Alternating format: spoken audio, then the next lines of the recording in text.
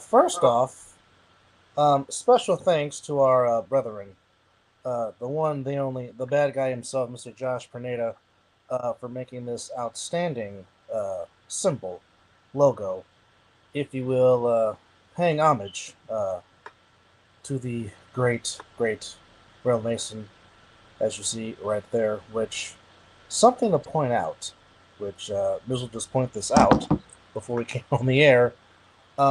That logo that you see right there on your screen was on Little Big Brother's program for his No, not celebration of this life. one. Not this one. The one with the wings. Ah, yes, but Uh, uh, nonetheless, this one, as you see in that one. that one. Okay. That's the one that's on the program, and I have tattooed. Well, I don't know if you can really kind of guys see it, but that's the one I have tattooed. Shout out to Mr. Pernada, man. He blessed my family. Love you, brother.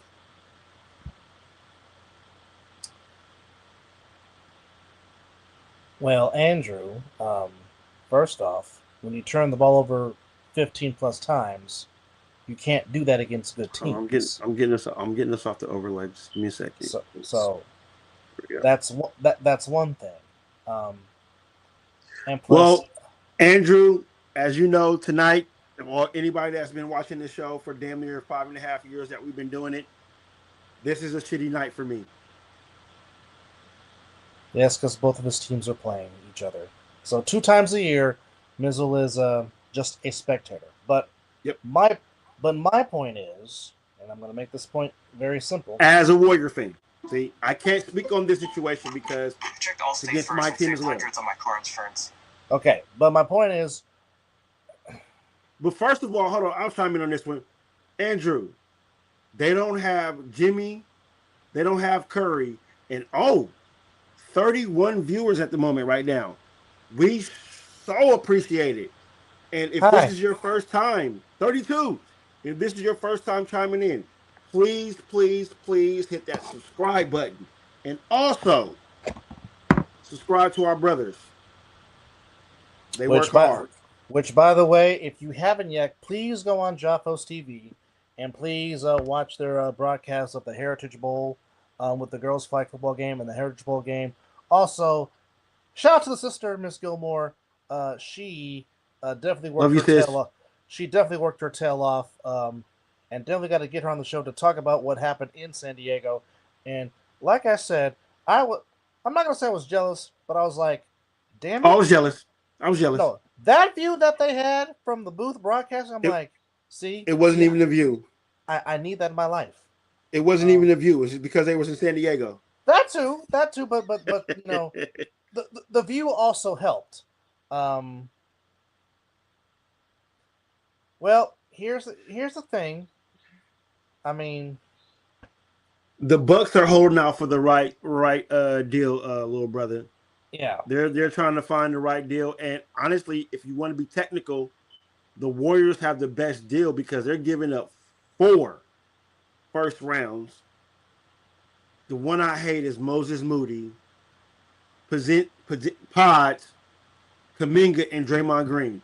I don't like that Moses Moody is involved in that, but it gets the Warriors what they need for years. A big man. but now here's my devil's advocate. Well, So we're giving up the farm. that's four players off your depth to get one guy. I know, brother. I know. But if you've been watching this show just as long as pretty much anybody else that been knowing us, you know that me and your other brother right up there, we don't like giving up the farm or capital Yeah, for one player. Definitely if he's not gonna stay with the Warriors. Don't get me wrong. I want Steph to get that fifth ring. I do, but not at the expense of giving away our future. Because when Curry retired, brother, that's the S55. yeah. Well, double That nickel. Oh, literally, this literally is our highest ever. And again, as I say, if this is your first time watching this, hi, by the way, and we entertain you, please hit that subscribe button. Please. And get updates when we go live. We do morning shows and we do night shows. The morning shows are just new. because me and my brother, we go to work at the right hours to where we can do a morning show. Yes, So and sometimes I don't go to sleep in the I don't go to sleep in the morning. Living room, Herder will be a good fit for the Pistons, and he can shoot. Because when he was in Sacramento, he shot the ball very well. Um, and Zelly, I'm good with just getting rid of Dre and Kaminga because I'm done with Draymond Green and how he's been playing with this team. Is doing nothing but hurting us and pissing off the greatest shooter that God ever created. okay, Andrew. Kaminga should have been gone last year. Yes. Okay, Andrew. The Warriors scored 16 points in the third quarter. They went 4 minutes without scoring a doggone basket.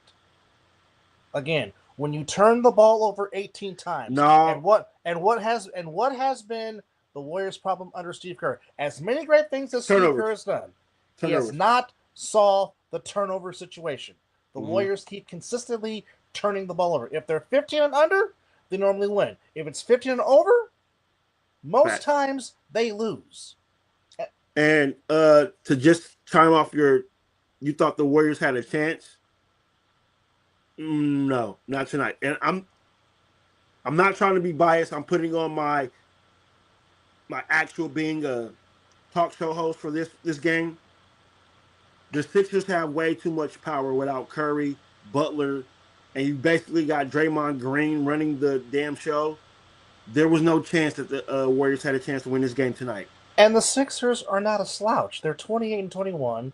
They are 13 and 8 on And, the road, and they've been playing some damn good basketball as of late. and they're doing this without Embiid and Paul George. Yeah, But you have Tyrese Maxey on the floor, and that's yeah, enough right there. yeah.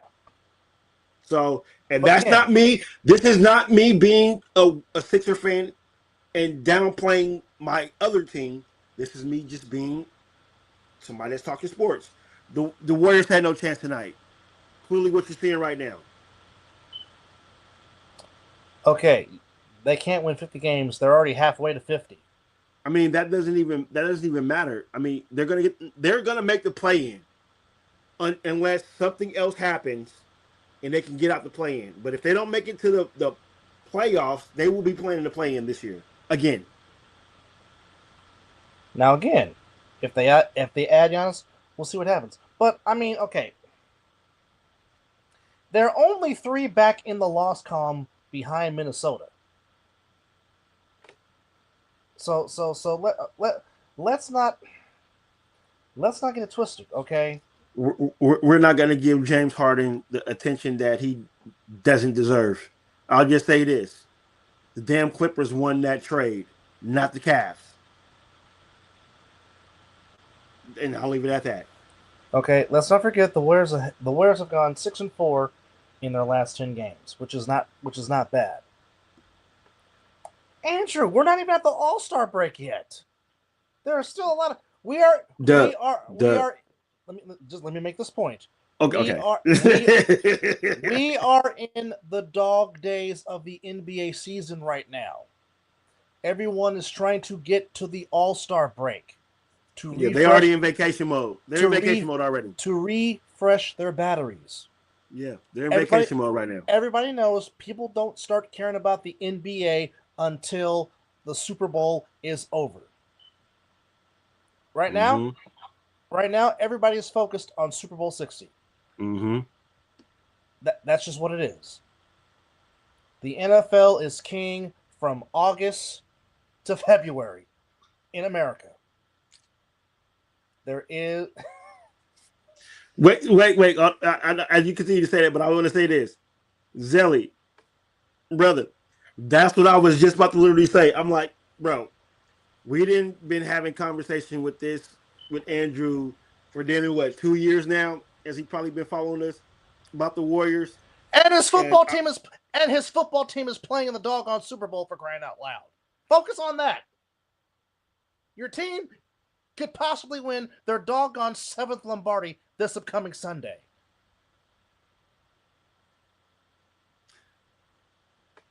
sir, his name is Doug.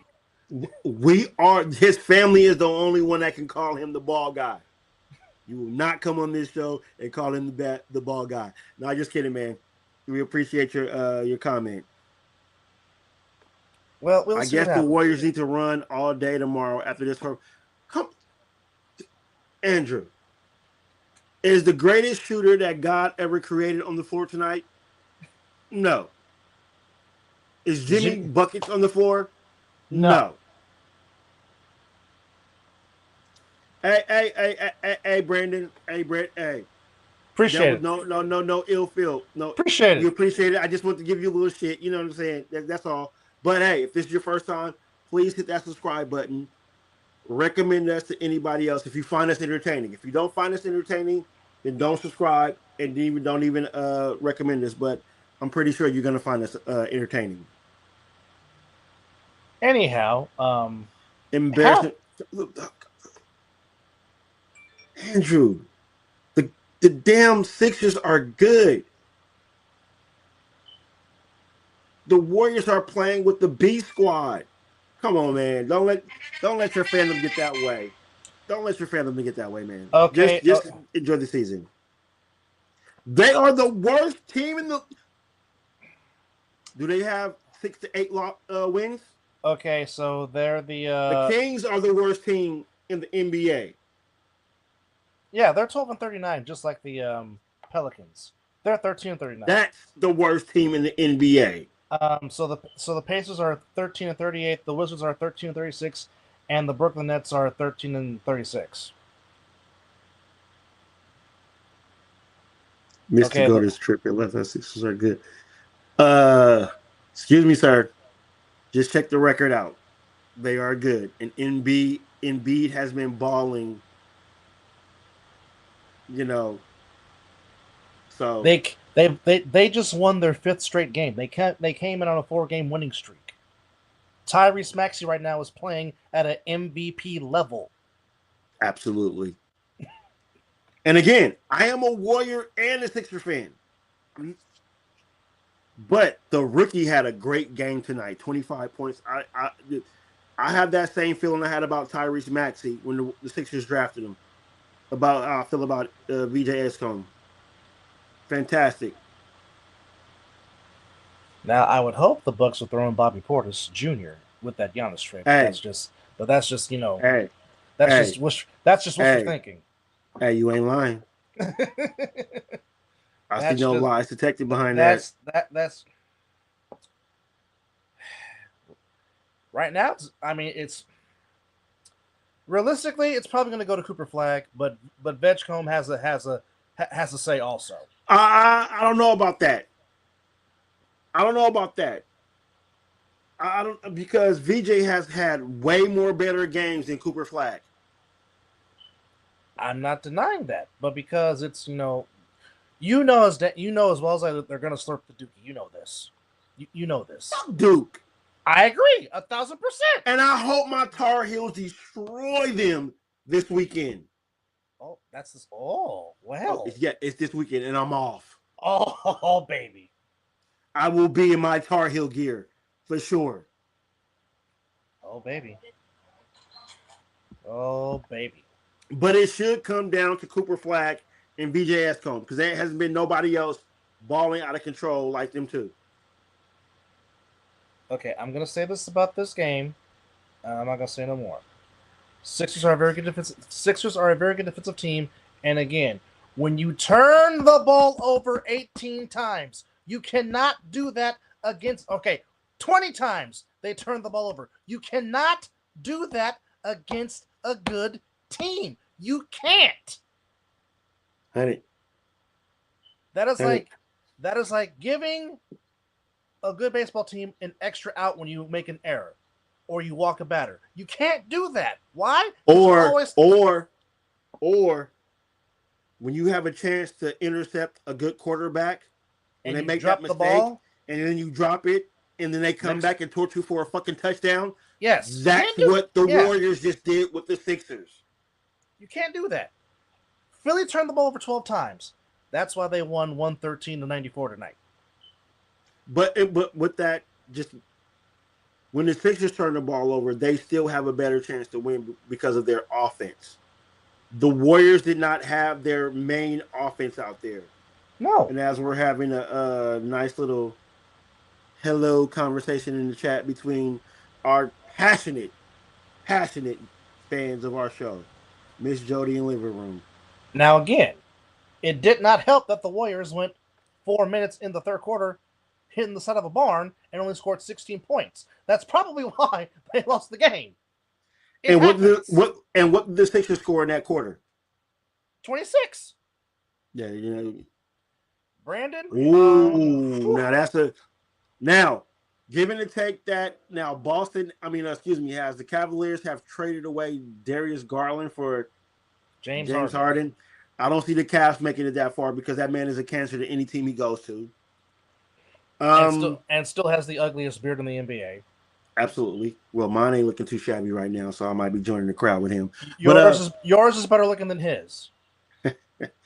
And not this is not me just being a bandwagon. I believe the Sixers will get far. Maybe Toronto. You can't sleep on Toronto.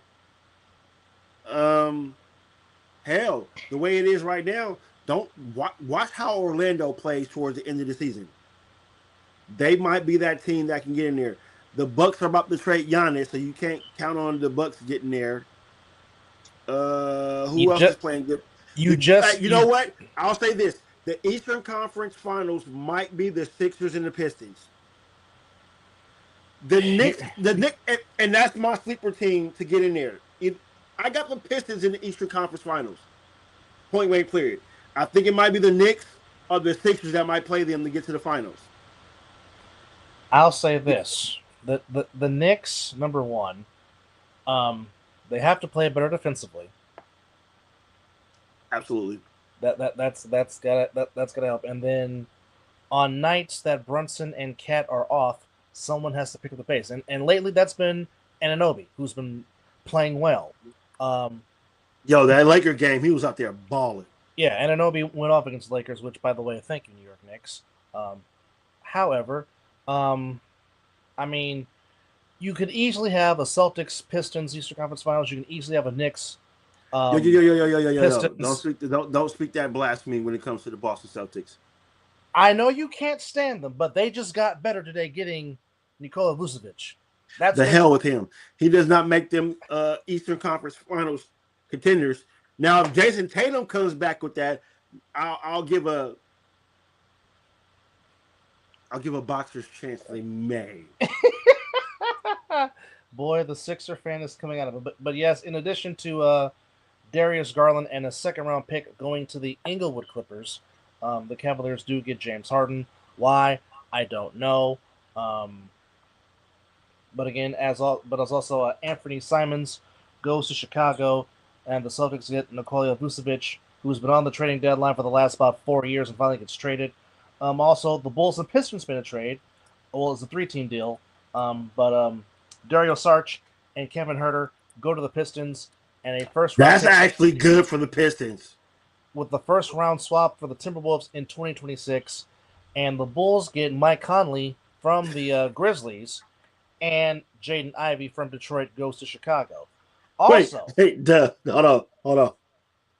Brandon has just watched this show for the first time, and he has already figured out in addition, the Grizzlies and Jazz have made a trade.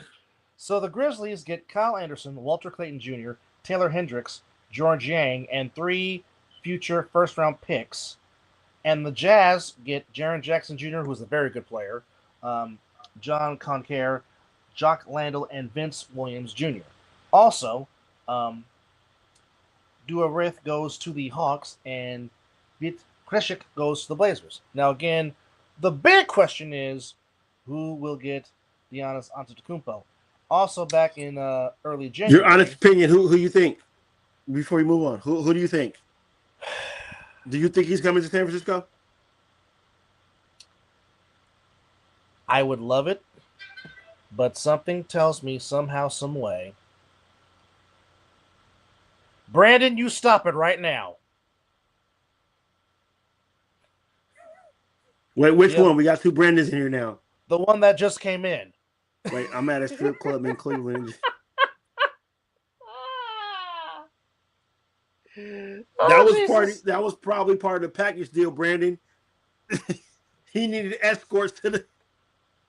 To the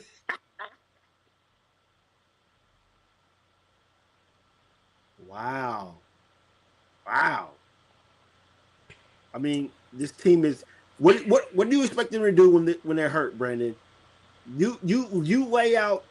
You be the GM right now or the head coach. What would you do with what's going on and what they have right now? How would you make this team more competitive? I want that because you're being real freaking hard on them for no reason, and I'm just. Andrew, I know you're young, but let me give you a history lesson, okay? Are you about to tell them that the what we've Me, been me, through? me and Mizzle have suffered some very crappy Warriors basketball in our 86 combined years of life.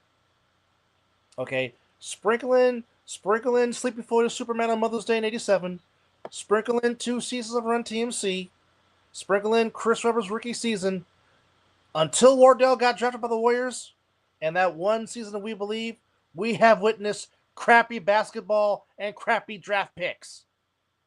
Drafted Penny Hardaway, trade him to Orlando for Chris Webber. Chris Webber leaves after his rookie season. You trade Mitch Richmond for Billy Owens. What? Then you have Bro, they drafted Vince Carter. I was getting there. I was getting there. But before you get there, ladies and gentlemen, from the shirt that I'm wearing, our brethren, The brethren. who we love dearly, everybody, welcome.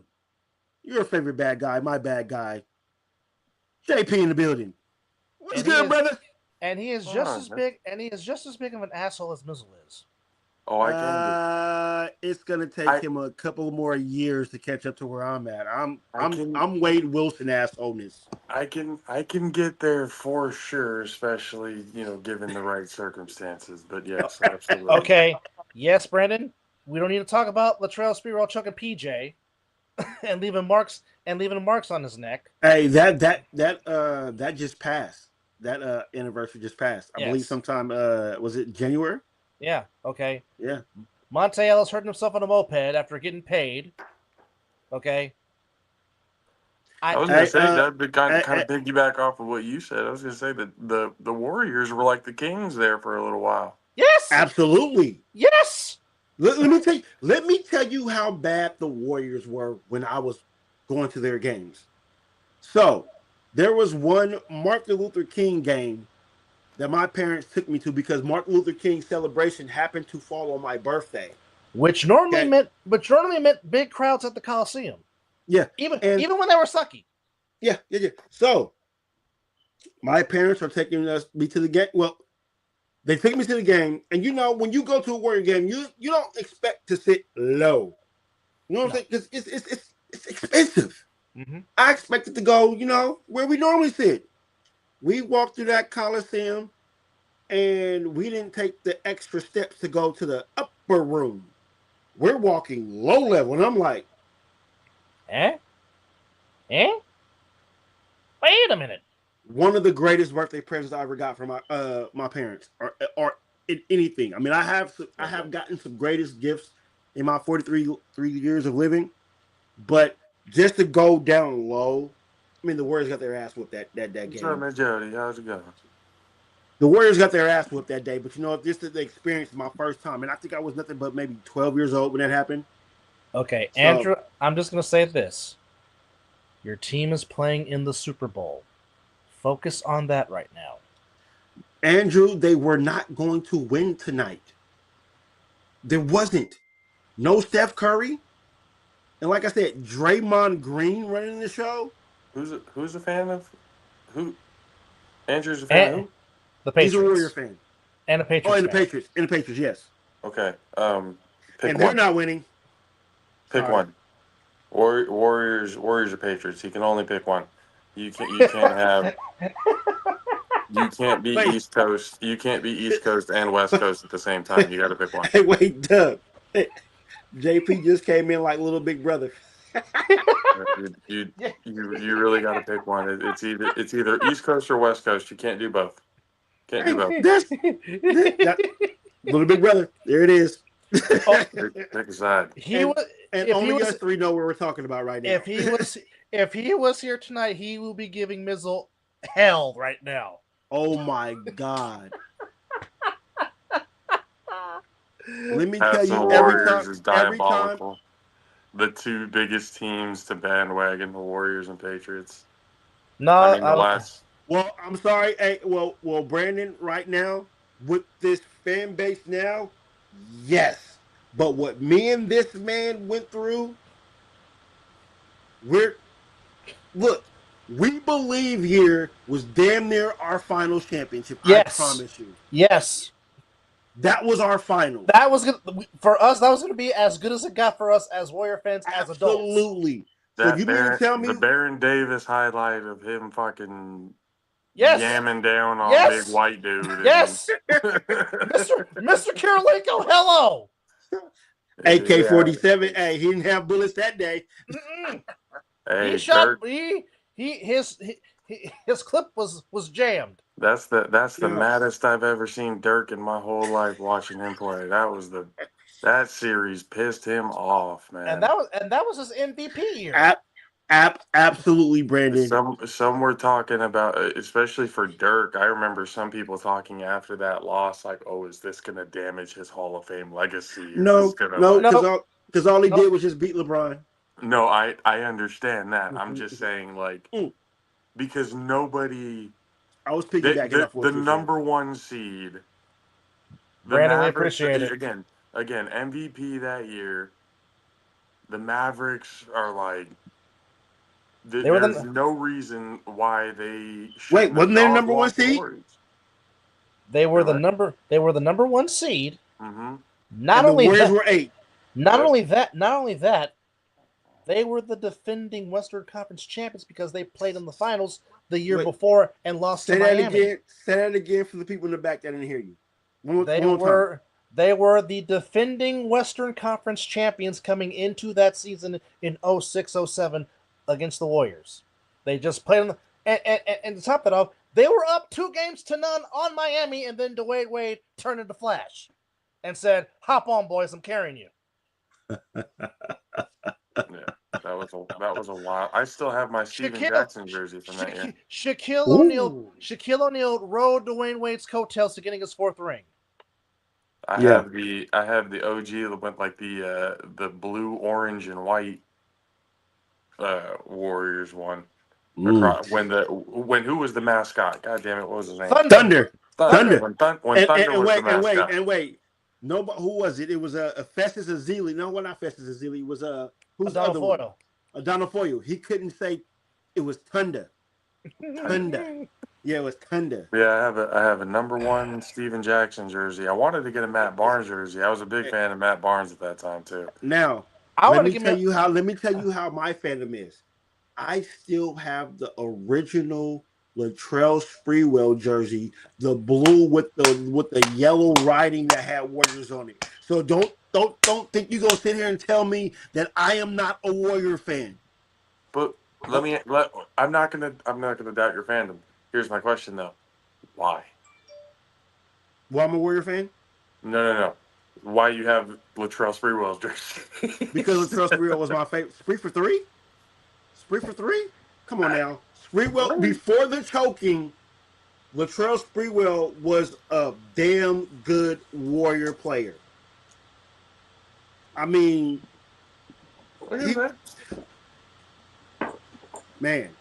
he was one of my favorite Warrior players back when he was playing at that time. I mean, Chris Mullin was Chris Mullin. You know what I'm saying? Tell him. Which era of basketball is your guys' favorite? I would say late 90s, early 2000s. Which era? I want to say maybe 92 was a good year. Late 90s, early 2000s for me was the best. 92 was a ball-headed Sprewell was a problem. Just absolutely. Understand. But wait, you know what? You said ball-headed was a problem. No, when he had the afro? No. When he had the braids in New York, he was a menace. Oh yeah. Oh yeah. He was a menace when he went to New York. Just baller. Latrell Sprewell is just a funny. It's an interesting case. Big time Yeah, when you athlete, talk only remembered for really one thing. choking his coach. But if you're not a Warrior fan or a Knicks fan, you know, if you just heard about Latrell Sprewell, you're like, oh, the choker. I'm like, yeah, okay, you can say that, but please look at his highlights. Please look before he choked him when he was in the Warrior uniform, and then when he went to the Knicks, he was just an absolute monster. Yeah. And don't forget, the Timberwolves don't get to the conference finals without Latrell Sprewell backing up KG. I was getting there. No. But however, this is the man that made me a Warriors fan. This guy here, the guy from New York that still has that. What? He went to St. John's. St. John's, yes. St. John's. Old buzz cut Mullen himself. And this was the logo that made me a fan. So and that's the jersey, but the one I had the Warriors across of it. It didn't have the symbol on it with like the white ones that they had it on there, like this. Yep. Yes, that's the one. Man, that's find the blue one, bro. I like those jerseys. Well, yeah, exactly. Find the blue one. I'm looking. Hold on. Well, you put it down. You wasn't looking, motherfucker. I saw that shit. You know what? No, I don't know. I'm waiting for you to explain it to me. You know what? you keep on. Yes, I'm in Wade Wilson form. And by the way, shout out to the All-Pro Jaffos. Oh yeah, man. Hey, when y'all went down to San Diego and did y'all thing, yes. Y'all went down to Diego. Hey, one of the funniest men ever to play for the Warriors. But but that's the jersey. Yep, that's the one.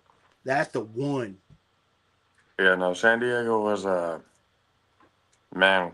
We had to do a lot with very, very little. I was pulling double duty with the camera on the field while trying to take pictures.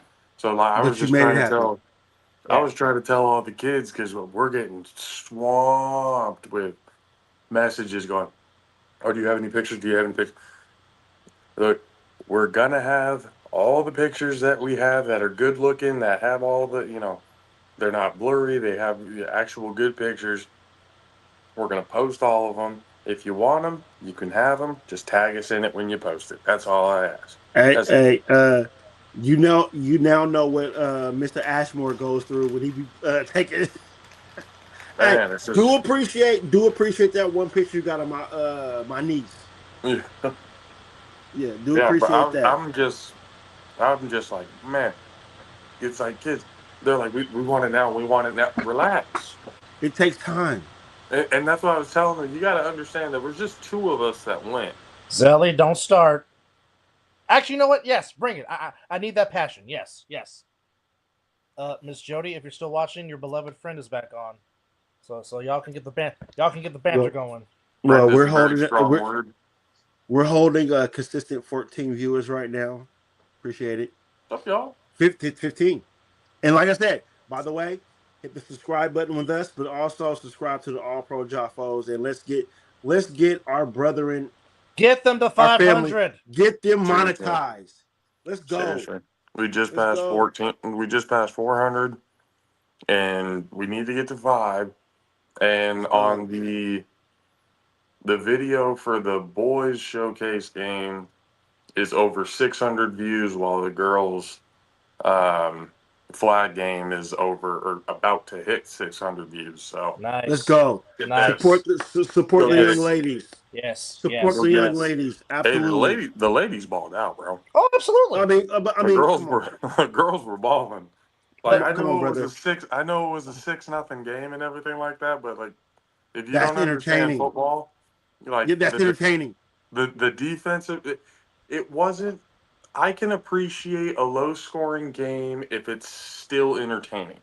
Absolutely. If the defensive struggle and the offense, like if all that's still going and still entertaining, I can appreciate a low-scoring game. But 6-0 in overtime to walk it off with, a touchdown, a controversial one because.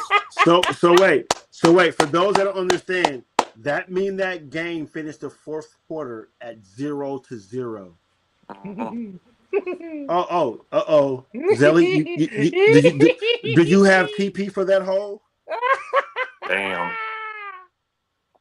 Miss Jody coming in with the who got that fire. But no, San Diego was watching that, brother. You guys did a fantastic job. Even when you guys had that heat issue that was going on with the in the beginning with the pregame, but just to bounce back after that, you guys did a fantastic job. The views, the shots, everything was just fantastic. Yeah, we were doing what I couldn't really tell because again I was using my phone and putting it on the stream, and so I couldn't really tell how close everything looked, or if it looked good at all. It was on point. We got to see everything, man. It was good. We appreciate. And my goal is to try to get out there with you guys next year because I saw the announcement. So I am definitely trying to get out there next year to see that because that looked like that was a fun time. And I mean, I'm just saying what I was told. We're getting flown out and everything next year. Oh shit! Oh well. So they told us because we're planning some upgrades and stuff, and Mad Six was talking about some upgrade. We'll talk about it a little bit more on the show come Friday, but he's got some plans for a good upgrade.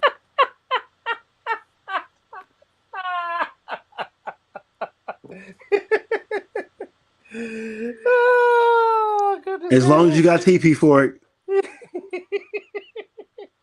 Okay. Now, I don't know what it is about the media right now, but I really don't know why people are in an uproar that Robert Kraft is not going to be a first ballot Hall of Famer. Oh, so now we're taking our attention away from Pete. From the hoodie. From the hoodie. Now Robert Kraft. Are you serious? The voters have a right to vote who the hell they want, and that's why they have the position. If you don't like it, oh well. Get over it. There's next year. He's going to get in. Us Giants fans have been wanting Barry Bonds to get in for years. Are we over here causing a big ruckus? No. Do we know that he deserves to be in there? Yes. But so for all those that don't care, that's caring about first ballot shit, I get it. First ballot kind of means something, but isn't the goal just to get in? But I will say this. You will have another Giants Hall of Famer next year by the name of Gerald Dempsey Posey III because it is his first year on the ballot, and I guarantee you he'll be a first ballot Hall of Famer. And guess what? If he does not get that first ballot vote, do you think that Giants fans are well, certain Giants fans, let me just be real, because the fan base, they already have the crazy fans in there. But us three that are Giants fans, you won't see us causing a major problem. We'll just still be pissed off because Barry Bonds still didn't get in. No. What? Oh, Tom Brady's going to be a first ballot. You cannot deny 7 rings. Okay. First off, Robert Kraft and Bill Belichick still don't like each other right now. They still are not at speaking terms, if you will. Ooh. I could care less. Oh well, I mean, let that 25-year-old continue to tarnish that man's career. I don't care. Palpatine dies at the end anyway. I don't give a shit. I'm sure Thomas will be a first ballot Hall of Famer. I think there's no questions about that. But okay, now I got to do this research. There's a reason why Bill didn't make it, and there's a reason why Kraft didn't make it. And let me tell you why. Okay. 1, it was already proven. Without 12, they do nothing. 2, all the times that the Patriots under Bill Belichick and Robert Kraft have been investigated for cheating. Spygate, Deflategate, you name it, gate, whatever the fuck gate. Bill Belichick has had that the entire time. Scandals, whatever it may be. Okay. Bill Belichick has always been the one to bend the rules as far as they possibly come. He will find all the loopholes in every one of the rules. Bill Belichick has been known to do that his entire career. It's no secret. So that, and I think Brandon said it a little bit earlier. Kraft and Belichick, it's kind of like a package deal because without the head coach and the quarterback and the team, the owner doesn't get any trophies or recognition or anything like that. Without those 6 Super Bowls that Tom Brady brought to New England, we're not even having this conversation about Robert Kraft. Like it's not even actually would be a relevant conversation. But Okay. because Tom Brady did what he did, now they may, if they really wanted to, but here's the thing. If Tom Brady doesn't go in as first ballot Hall of Fame with 7 Super Bowls and 10 appearances as a quarterback, 50% of his career he was competing for a Super Bowl. Let that sink in for a quick second. Without what Tom Brady did and everything like that, we're talking about a human being who he was the modern day Otto Graham. Ooh, I like that comparison. I see what you're saying. I see where you're going with that. For those of you who don't know who Otto Graham is, do your research. I don't have time to explain it to you. So we have this generation's Otto Graham just winning championships. And we're talking about a person that when you talk to him, this is a dude that knows ball. Yeah. He knows the ins and outs of the NFL. Yeah. People want to complain, oh, well, if it wasn't Tom Brady, the rules on the quarterback wouldn't be so soft. Not even Tom Brady likes the rules that are on the quarterback right now. Yeah, did they want to protect the golden boy? Of course they do. They do that for every single fucking sport. They're going to protect the Absolutely. golden boy. But Tom Brady himself has come out and said they're too soft. They're too Yeah. soft on the QBs. Yeah, but he still benefited from it. You definitely Well, benefited from it. hey, He's he can not say one it to say he now wasn't. because he's not playing. He can say it now because he's not playing. I don't care. He again, how is a sack roughing the passer? Easy. You play for New England and you wear the number 12. No. This is when he was on Tampa. Yep. Oh, well, okay. I mean, by the time he was in Tampa, he was already considered the GOAT. His last Absolutely. His last season in Tampa, Grady Jarrett of the Falcons. Clean sack. Roughing the passer. Oh, the Falcon game, yeah. The Falcons should have won that game, but that roughing the passer call cost them, and that's how yeah. You're right. The WNBA hasn't learned that yet. They haven't protected their golden goose. Well, the NBA is about to fuck around and find out if they don't. They have about 5 girls that are young talent that they can really build the league behind. Caitlin Clark is one of them. Mm-hmm. Yes. Undoubtedly. Like, it's not even a... Matter of fact, if you want to be technical, Caitlin Clark is probably the reason why these young teenage girls are watching. Because they saw what she did. Mizzle. Let me correct you there. It's not probably, it is. Oh, well, see, I was trying to be generous. No, we don't need to be generous. There's no need to be generous, okay? You're absolutely fucking right. Okay, now, for those people are growing, like Cat Williams said, this is the day and age of the truth. All lies will be exposed. Absolutely. And you got to tell Diddy no. Anyhow, so for those that are tripping off of Bill Belichick, let me explain something to you. There's only 3 head coaches. That were first ballot Hall of Fame coaches. Is Madden one of them? No, he's not. Not even Madden. No. Not even the trophy was a first ballot Hall of Famer. Lombardi. Oh, go ahead, Deb. Okay. Bless these people with some knowledge real quick. Don Shula, most wins of all time, is one. Undefeated season. Honestly, well deserved. Okay. To be real. Chuck Noll. I mean, he the one to put the Steelers on the map. and the symbol of the Dallas Cowboys, the fedora himself, Mr. Tom Landry. Thomas Landry. Those are the only 3 head coaches that were first ballot Hall of Famers. Now, yes, you can throw in George Papa Bear Hallis, but George Hallis was just more than a head coach. George Papa Bear Hallis was every damn thing. And he was Al Davis.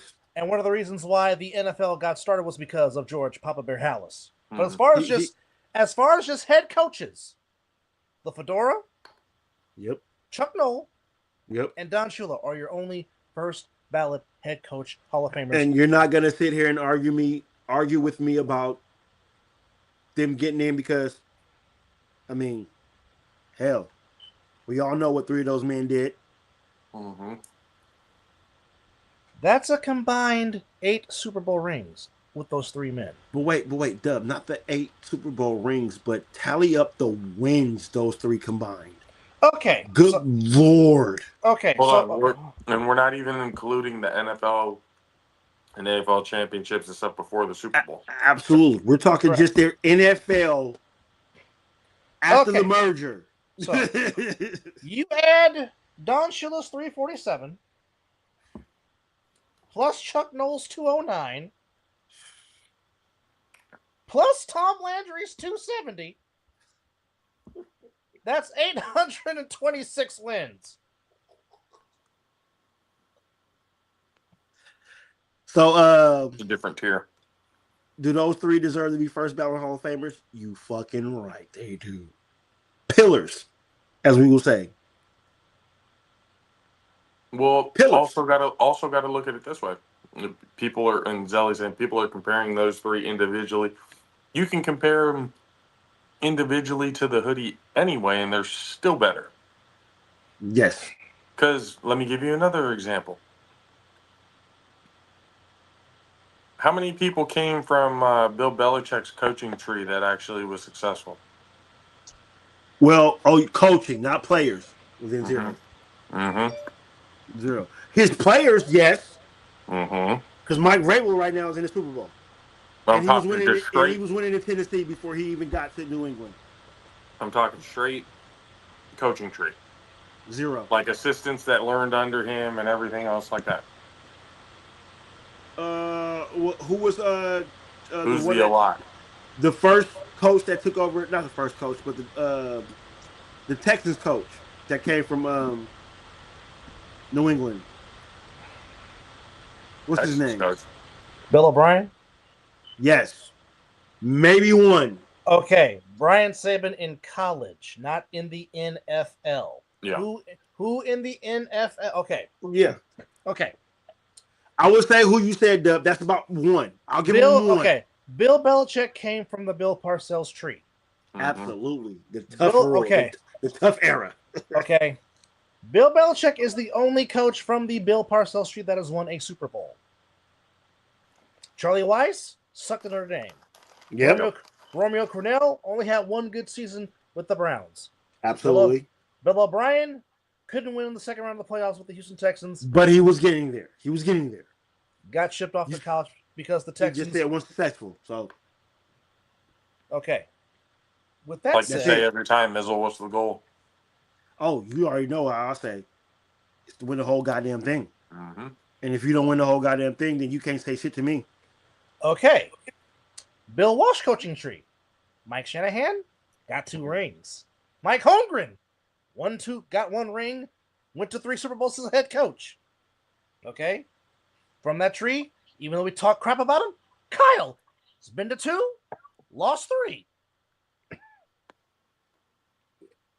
And which, by the way, there's still every team by some way, shape, or form is still running some kind of portion of Bill Walsh's offense in the NFL today. Which is called what, sir? The West Coast offense. What does Sean McVay run? West Coast offense. Modified. With his own twist, right? But it's still technically Bill Walsh's offense, correct? Yes. Yes. The entire NFL. You can. And I forgot the man that succeeded him, George Seifert. He has 2 rings. Guys, you got to remember the entire route tree is pretty much based off of the West Coast offense. You do realize that, right?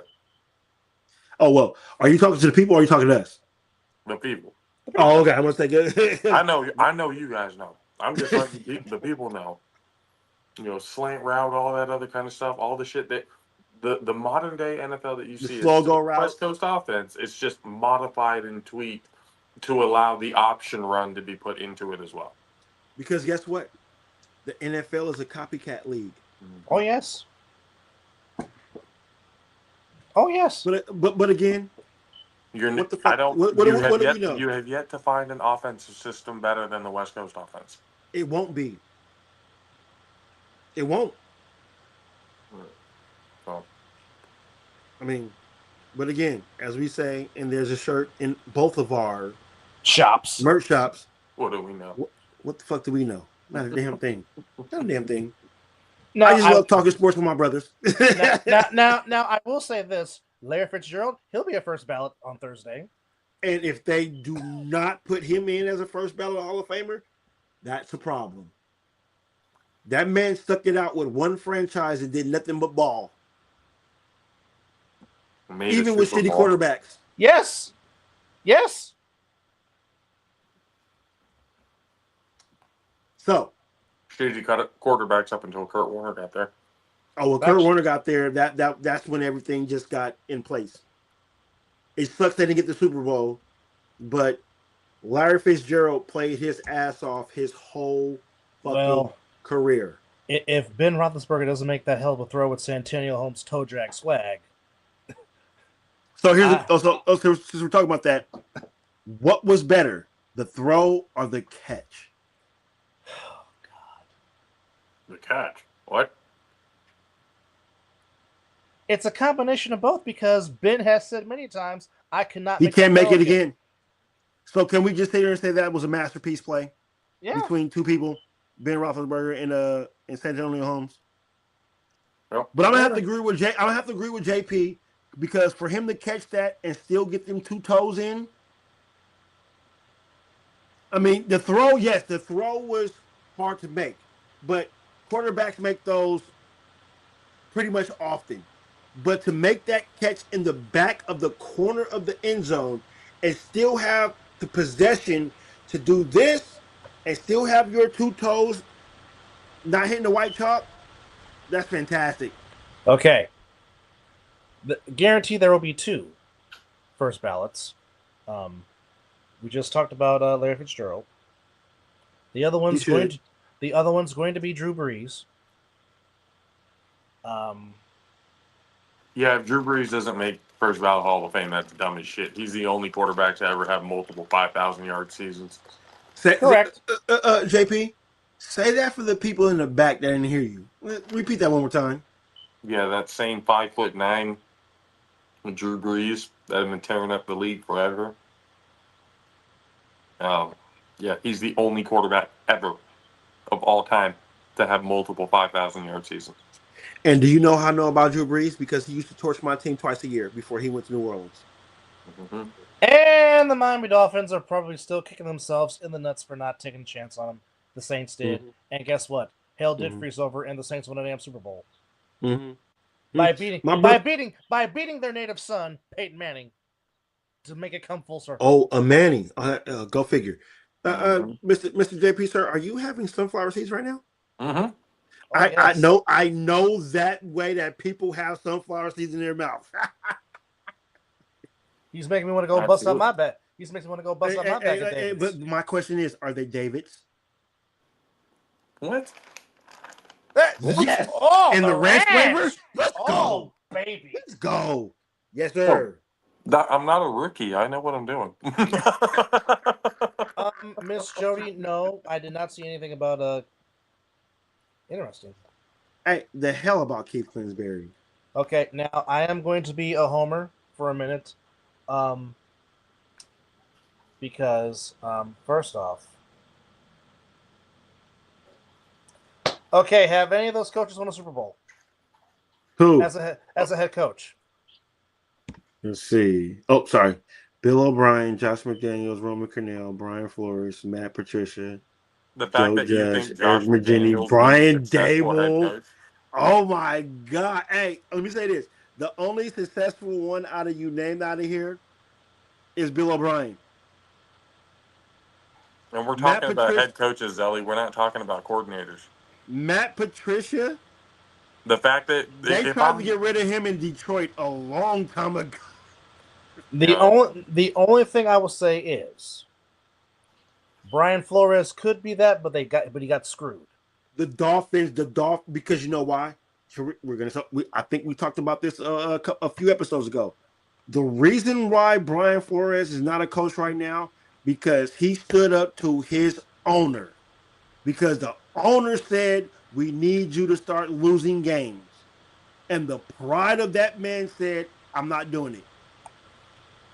So we're blackballing him because he did not want to lose. mm-hmm. That's why I appreciate Mike Tomlin so much more because Mike Tomlin gave him an opportunity on his coaching staff. And Minnesota was smart to keep him in for another season. Absolutely. So for all those that are hating on Brian Flores, the man didn't get a chance.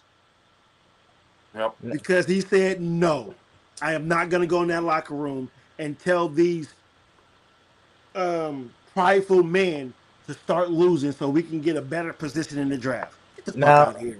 Now back to me being a homer, because there is a certain running back that is the third all-time leading rusher in the NFL. Frank Gore? Yes, so I'm hoping some of that Bay Area magic rubs off, and Frank Gore gets the He call. needs to get there. But I won't hit on that one. But more importantly than that, Veterans Committee, I'm talking to you. Tell him. Do the right thing. Tell him. Put high knees in the goddamn Hall of Fame. Roger Craig should have been in the Hall of Fame years ago. And guess what, ladies and gentlemen? I am not a Niner fan.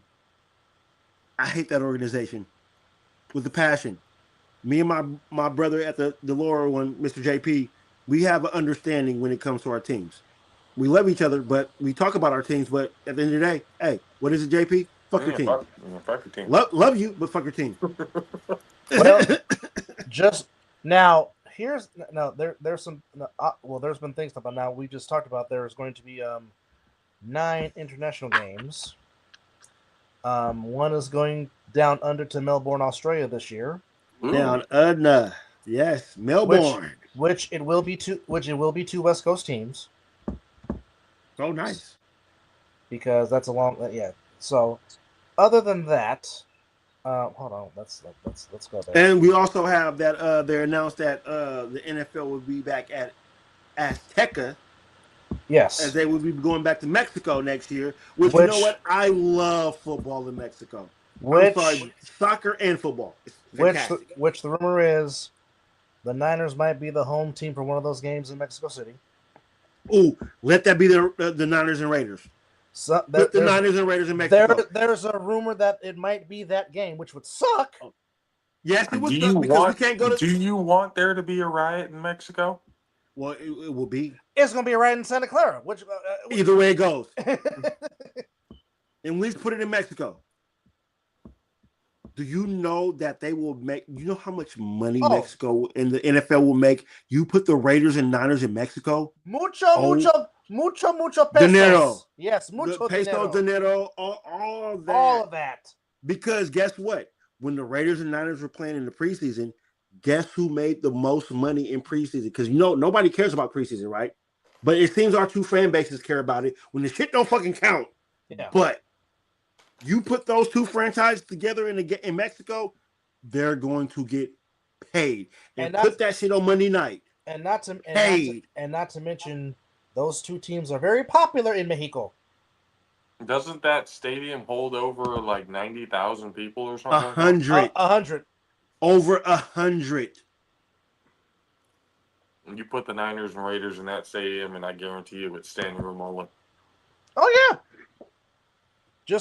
The parking lot will be ridiculous. Just make sure you have plenty of tequila, Modelo, Tecate, Corona, all that.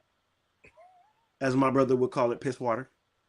Hey, Mexican piss water. The finest. I'm telling you. Well, I'll tell you this. At least it's not regular water like Coors Coors Light.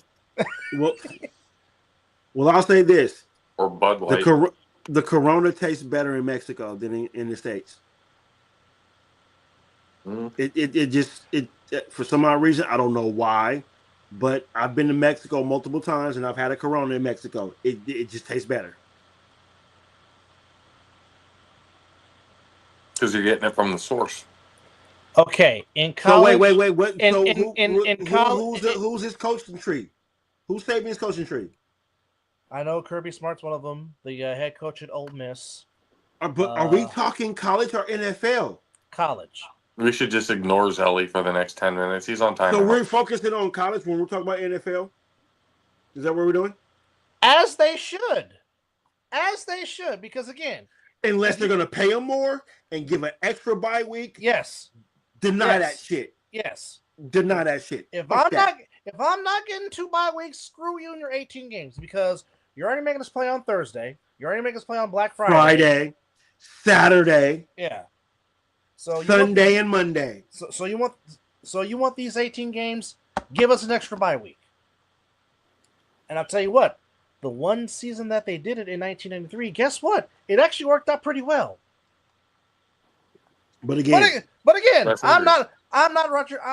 Well, Paul technically was the commissioner back then, but I'm not the commissioner of the NFL. So I mean, again, you mean Roger Goodell? That jackass, yes. You said Paul Tagliabue, which who I met. Well, I'm saying what I was saying was in '93 he was the commissioner that when it happened, the 2 bye weeks is what I was trying. Oh, okay. I'm sorry. I know the route you're going. My apologies, brother. No, you're good.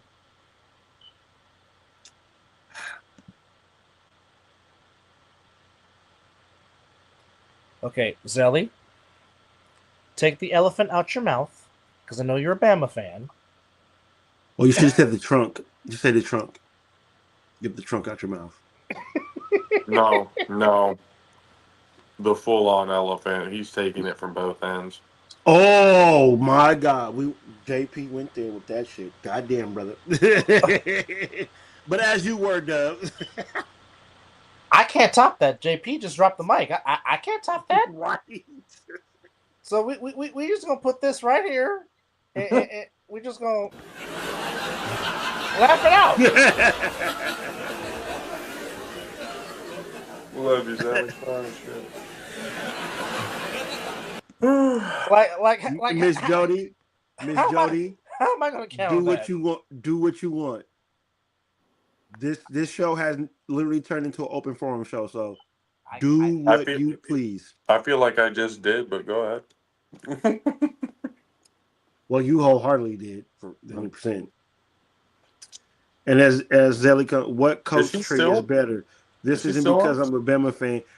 Well, Zelly, what we were talking about is the coaching tree in the NFL.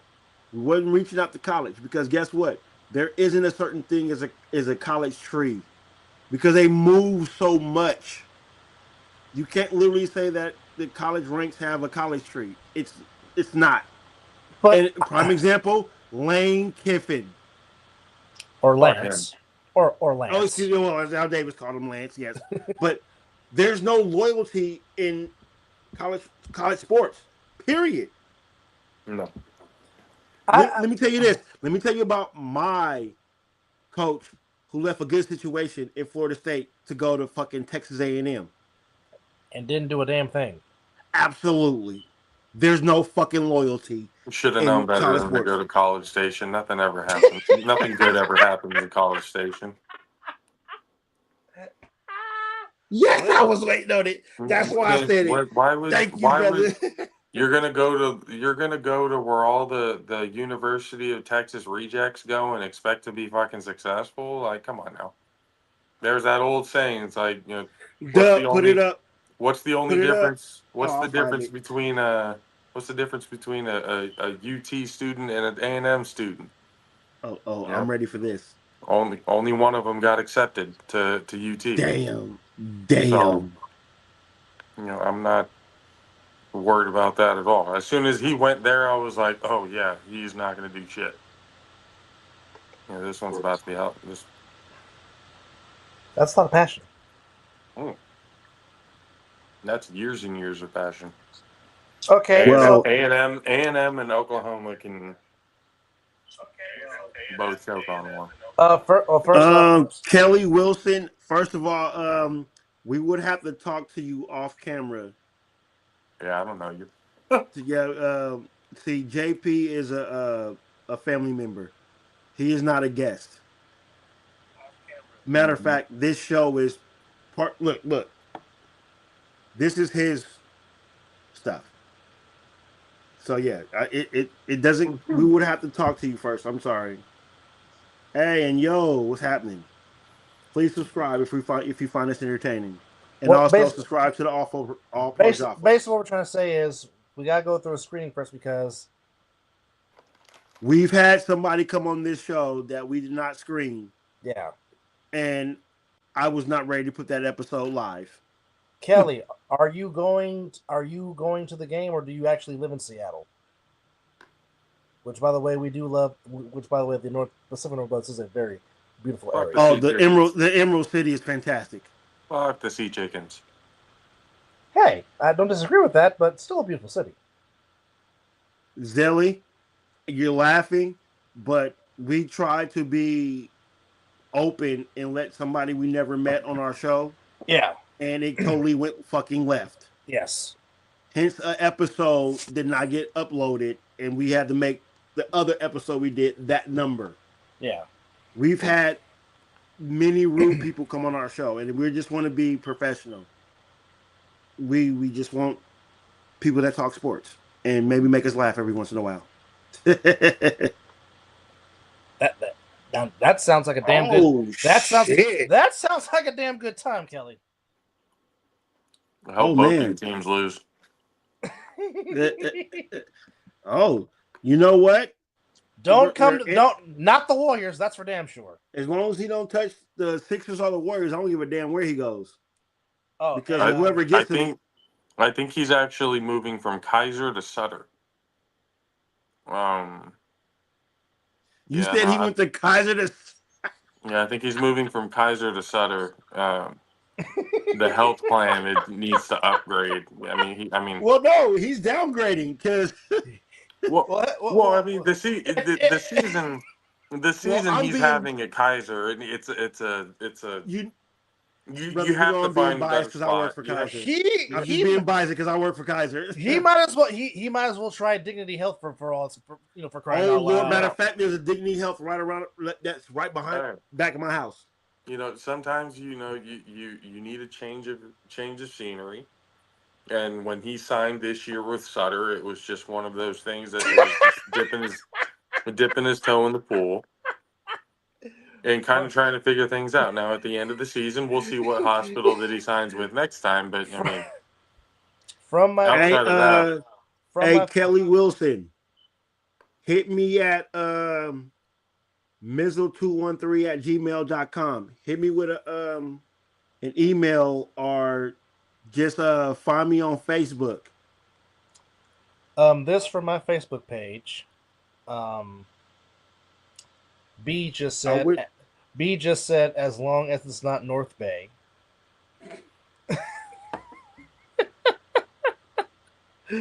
oh, Brian. And then Coach Zoe, which, by the way, Coach Zoe, get well. I saw your Facebook picture with your foot in your knee. Get well, brother.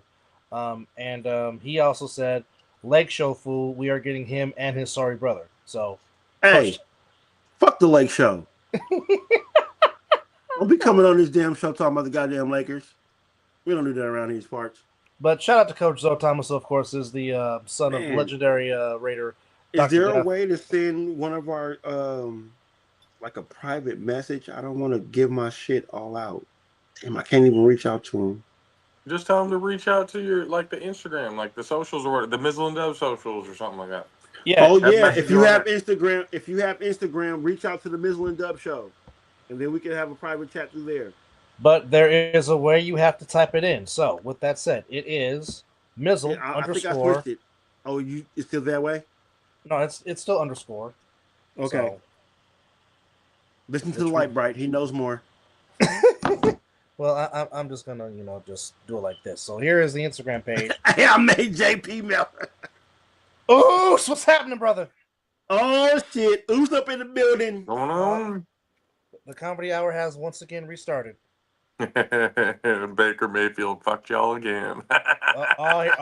Here we go. Oh shit! Here we. Hey Oos.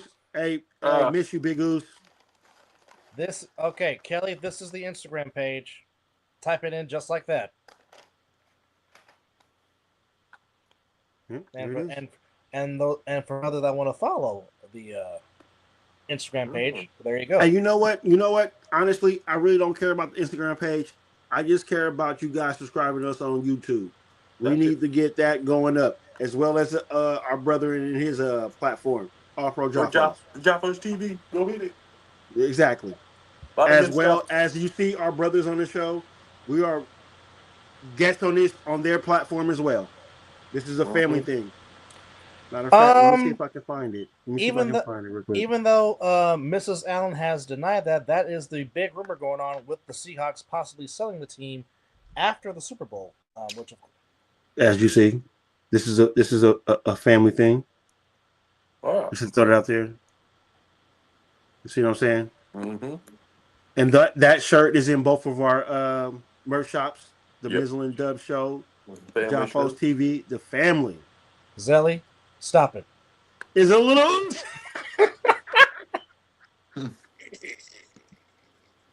Really? I'd rather feel Uzi than not Uzi. Wait, just do it without the underscores. Oh, you know what? I'll show you. I'll show you this right here. I'll flash it. Let me switch over to it.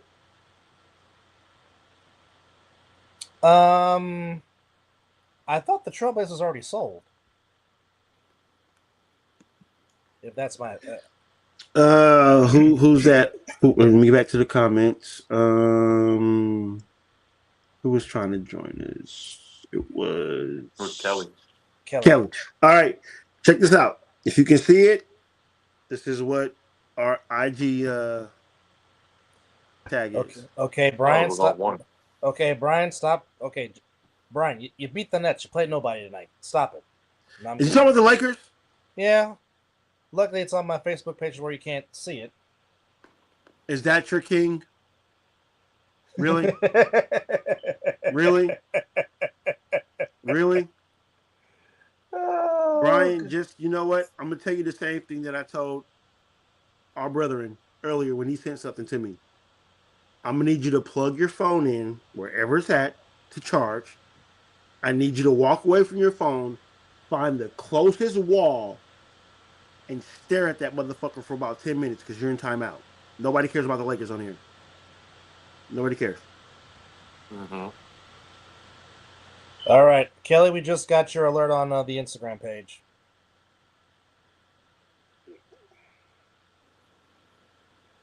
See? Easy. All right. Give me a second, fellas. I'm gonna do something real quick. Mm-hmm.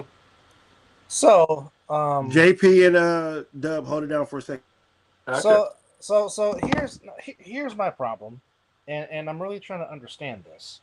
Um, but how in the damn hell does Matt Nagy keep getting jobs in the NFL as he will now run the offense in East Rutherford, New Jersey, under the staffing of one John Harbaugh. Of course, Nagy spent the last 3 years with the Chiefs. Um, I'm just trying to I, understand. I mean, I have that same question with Lane Kiffin. So people just they Are don't luck deserve jobs, and yet they get jobs that pay them an exorbitant amount of money to, at the end of the day, suck ass and go somewhere else. So I have no idea. I don't know why some coaches are still coaching. Maybe they're just really good brown nosers. Just a lot of sometimes these owners and GMs look for the yes men in their head coaches, and I think that's what a lot of these guys are. Just a bunch of yes men. well, Because is absolutely no reason why some of these coaches should ever have a job, and yet here we are, they have a job. well, Zelly, that is a big song by Sir Mix-a-Lot. Mr. Wilson, I tried to call you. You didn't answer.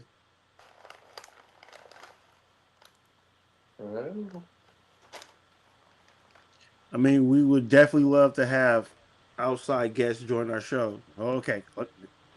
He's calling back. All right. Mm-hmm. Stand by, folks. Screening. He is screening. But nonetheless, here are the rest of the scores that were on the hardwood tonight in the association, as there were a handful of games. Miss Jody, you have been on the show before. Stop that. All right. Scores tonight from the association. Late in the fourth quarter, the Suns lead the Blazers 122 to 111. Suns trying to get their 31st win of the season. The Sixers beat the Warriors 113 to 94. Edgecombe led the way with 25, 7 7 for Philadelphia. Pistons 29 and 10 from K. They beat the Nuggets 124 to 121. Jazz beat the Pacers in Indiana 131 to 122, as there was no defense played in that game as well. Knicks playing the Wizards. You know the results. Wizards lose to the Knicks 132 to 101. Lakers, they're playing the Nets. Lakers won 125 to 109. LeBron had 25, 7 and 3. Hawks beat the Heat 127 to 115. Celtics beat the Mavericks by 10, 110 to 100. Brown had 33 and 11. Flag had 36, 9 and 6 for the Mavericks. Bucks, perhaps in Giannis' last home game, beat the Bulls 131 to 115, and the Thunder beat the Orlando Magic 128 to 92. That's your action on the hardwood floor tonight. And on the ice in the NHL, Miss Jody is an outsider and she needs to stay out. Yeah, I know. I'm just more.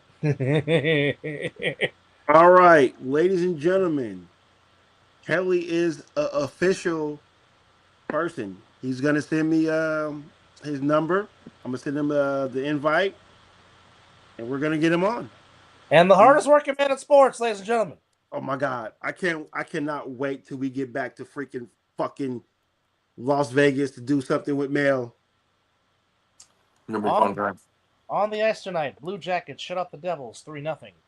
Flyers beat the Capitals 4-2. Hurricanes beat the Senators 4-3. Lightning beat the Sabres 4-3 in overtime. Also in overtime, Islanders beat the Penguins 5-4. EJ's beloved Oilers took it on the chin tonight, lost to the Maple Leafs 5-2. Well, he didn't beat our Sharks. And the Ducks beat the Kraken 4-2 in Anaheim, with Keenan Thompson in Anaheim in the last home game with a script for the Mighty Ducks 4. In addition to that, before we continue, to our dearest crazy Puerto Rican that we call Boot Knife, among other names, Tone, Mr. Irizarry, my guy, happy birthday! Love you, brother. And hopefully you got into some fights, because I know how much that gets you off when you're at the job. And hey, I hope you got the tear gas, motherfucker, tonight. Yes, hopefully or there's or at least use your Billy Club. Hopefully there is story time tonight. Yes, JP. Look what Miss Jody just said. Oh wow! Well. Damn. Oh, let's get Kelly on the show. Hold on, give me a second. Well, while you guys are getting Kelly on the show, I got to finish a couple more editing things, and then I got to get to bed. Gentlemen, we appreciate you, brother. You guys are the greatest. We'll have a show on Friday. Everybody go Joppo's TV on YouTube. Go subscribe. Hit JopposTV.com. Hit the merchandise store and everything as well. Appreciate you. Love y'all. Love you too, brother. Love you too, See you Sunday. Guy. Yes, that is our fellow brother in the All-Pro Joppos again. Tuesdays and Fridays, I beg your pardon. The Joppos bring you good quality content. It is the highly elevated sports talk for the highly elevated sports fan on Tuesdays and Fridays on Joppos TV with DJ Matchsticks and the prodigy EJ Mizzle.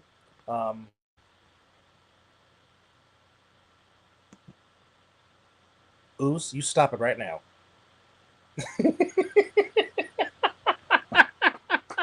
Damn. Oh, good Lord. And ladies and gentlemen, joining us from the There we go. From the Pacific Northwest. Looks like he's at his bar. One of our newest subscribers that just came in. And ladies and gentlemen, this is our second subscriber to come on and want to be to us. Living Room was the first. Yes, our fellow Canadian. Yes. Yes. So now we have another person that's following our show that wants to come on and join and talk a little mess. So welcome everybody from the Northwest, the beautiful Pacific Northwest. What? So first of all, on my phone, I can see our 3 tiles. I'm still on YouTube. Oh, there we go. Now I can see myself on YouTube. Okay. There you go. It's a little delay. Yeah, it is. But welcome, sir. I'm gonna have to tilt my phone maybe and see if I can get a better. Because you guys are really small on my phone. Hold on. How do I make you bigger on here? Because I'm looking at I've never been through this meeting system, StreamYard, before. Well, I don't know how to operate from the phone, but if you're using your phone, that's what you're gonna get. Oh man! Yeah, no, you can't. That is fantastic. You are definitely ready for Sunday for sure. Oh yeah, absolutely. Check this out too. I got NBA jams, baby. Oh, see, now. Oh, wait a minute. Whoa, go back. Rocking the old house and pool table. Go back to the retro logo. Go back to it. They need to come back. No, go up more. Go up. I think you saw something else. Yes. Oh yes. Bring them back. Bring them back. I got the license plate. Let's go. Got the 12th man. I got the Kraken stick. Go. And then check this out. I got 2 things over here. First of all, I got a scoreboard in the corner, but then I've got literally Tariq Woolen. Anybody on the Seahawks on Super Bowl Sunday could literally put this helmet on and play. This is a very, very, very authentic $1,000 Seahawks helmet with all of the bells and whistles, the pump to make it secure to your head, all that shit. I bought that at the team store. And then I also have you see that? Wow. Is that Tony? Is that Tony Stark? Oh, no, hell no. That's Dr. Emmett Brown. That's the flux capacitor from the DeLorean. Oh, that's from yes. Back to the Future. And I have it signed by Christopher Lloyd, who is Dr. Emmett Brown. Well, oh my God. It's signed by my homie. I got Tupac. Hell yeah. My Husky, so neon sign. Fan. I love it. It's all Seattle, baby. Love well, we will forever love. So that make you you're a Mariners fan as well? Brother, I got the Kingdom tattooed right here on my arm. Now, for you young kids out there, now understand this, and I will die on this hill. This is everything that I'm posting right now is for Mr. Kelly. As loud as Lumen Stadium is, it compares nothing to the Kingdom. It will never ever compare. Again, yes, the cookie cutters were a dump, but if you never watched a game on TV, watching the Kingdom, understand that place got very, very loud. Well, they got very loud when Bo Jackson introduced himself to Mr. Brian Bosworth. Hey, hold on a second. Before we go any further, I'll tell you my age and my location. It's obviously I'm 20 miles north of Seattle. I turned 48 last month. Happy belated birthday. January 7th. Oh, so he's a January baby like you, Mizzle. My birthday was January 21st. All right, my dad's was January 28th. Hey, as long as you're born in January, you're good in my book, brother. Did you say yours is on the 7th, Kelly? Is that what you just said? I'm January 7th, yes. Well, Debo, you have a birthday twin. Absolutely. Who's the birthday twin? It's the fellow brethren that follows our show. He's a family. Right. He's a family member. Yeah, but got you. His birthday is also on the 7th. Go ahead, Doug. Go first. Yeah. Names, age, and location. Let's do it. Well, you got. For me, I am. You got 5. You got 5 years on me. I'm 43. Well, I'll just say this: I am in California, I'm 43 years old. I just turned 43 on the 21st of January. All right. So All right. So, I forgot your name, orange shirt guy. What's your name? you can call me Mizzle, but I'm not gonna give my government name out on the live No, stream. you're the red shirt guy, Miz. The other guy. Yes. The bald dude. It's Dub. Dub?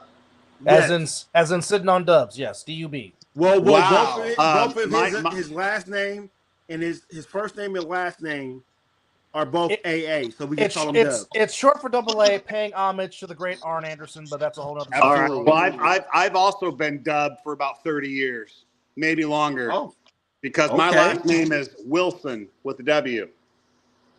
Nice. So I've been dubbed my whole life too. Throw the dub up. There you go. So brother, everything, man. I love it. Hey, you guys are kind of cool. My brother the other day, about a week ago, we do this thing through Riverside, which is like a platform where you can split screen and bring graphics in and do all the fun shit because we thought about a podcast, what have you. So we still do that, but no one joins, which is fine. But he said the other night, Kelly, guess what, man? I was on YouTube and I was able to join a live debate with some people that were trying to compare the Patriots to the Seahawks or the Mariners to the rest of the AL or whatever. And they welcomed me in because I was smart, articulate, and we had a good time. He's like, I ended up chatting for hours. And so I never knew that you can get on YouTube and find some dudes like you guys. So this is like my maiden voyage, man. Hey, I'm glad you found us. And we have no problem with interacting with our fans, our guests. We love to sit here and just talk sports. That's what I do, baby. We're just not about football. We talk boxing. We'll talk NASCAR. We'll talk golf, hockey, everything. So we appreciate you finding us, sir. But now I will say this. So I will ask you to put your analytical cap on. There we go. Get him, Dub. What will it take for the Seahawks to hoist Lombardi for the second time against the Patriots? Unfortunately, it should be the third time. It should be the third time.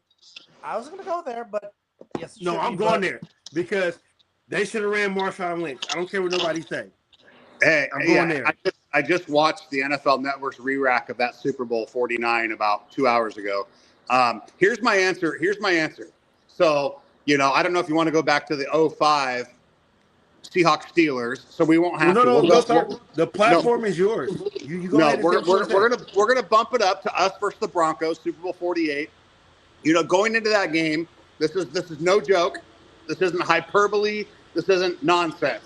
Going into that game, I had zero doubt the Seahawks were going to win. Zero. Oh, The nation didn't fully understand that, and all we were fed as a national broadcast was, the best ever offense, the best ever this, Peyton Manning at his most powerful, all this stuff.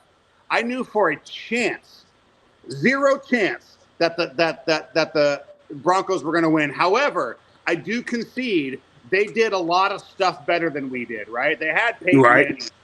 They had, Demaryius Thomas, and, they had Welker, and they had some guys that can, push the rock, all that stuff, right?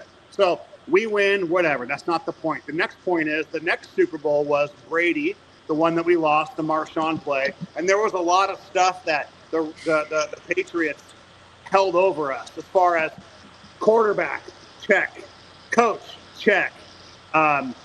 If you remember, they had Gronkowski, and I think they might have had Aaron Hernandez at the time. Hernandez. They had Edelman. He didn't play in that game. Okay, but they had Edelman, and they had just lots of good stuff, right? They did, yeah. So here's my point to this Super Bowl. There isn't a goddamn phase of the game that I think the Seahawks are not better at them than doing. So I don't disagree. I don't disagree. This is the first time where every leak is plugged. We have no concerns on this Super Bowl, I don't think. Other than that mindset being the concern. The only thing I would say is that Mike Vrabel is going to have that defense up. I believe the Seahawks have a better offense. wholeheartedly. They have a way better offense than the Patriots. I think the Seahawks have a Brother, better team. There's no shot. There is no shot that the Patriots defense is better than the Seahawks defense. No. That's what I said. I agree. Metric. The Seahawks defense is way better than the Patriots. So I what agree. do the Patriots, if anything, what do they do better? And you can even break it down to a skill group. Are they better on the D line than our O line? Are they better at linebacker than us? Do they play nickel or dime better than us? Do they do any of those things better than we do? Any of them? Hey, Doug, brother, I'm so glad that we None. have a Seahawk fan on here to explain about the Super Bowl this weekend.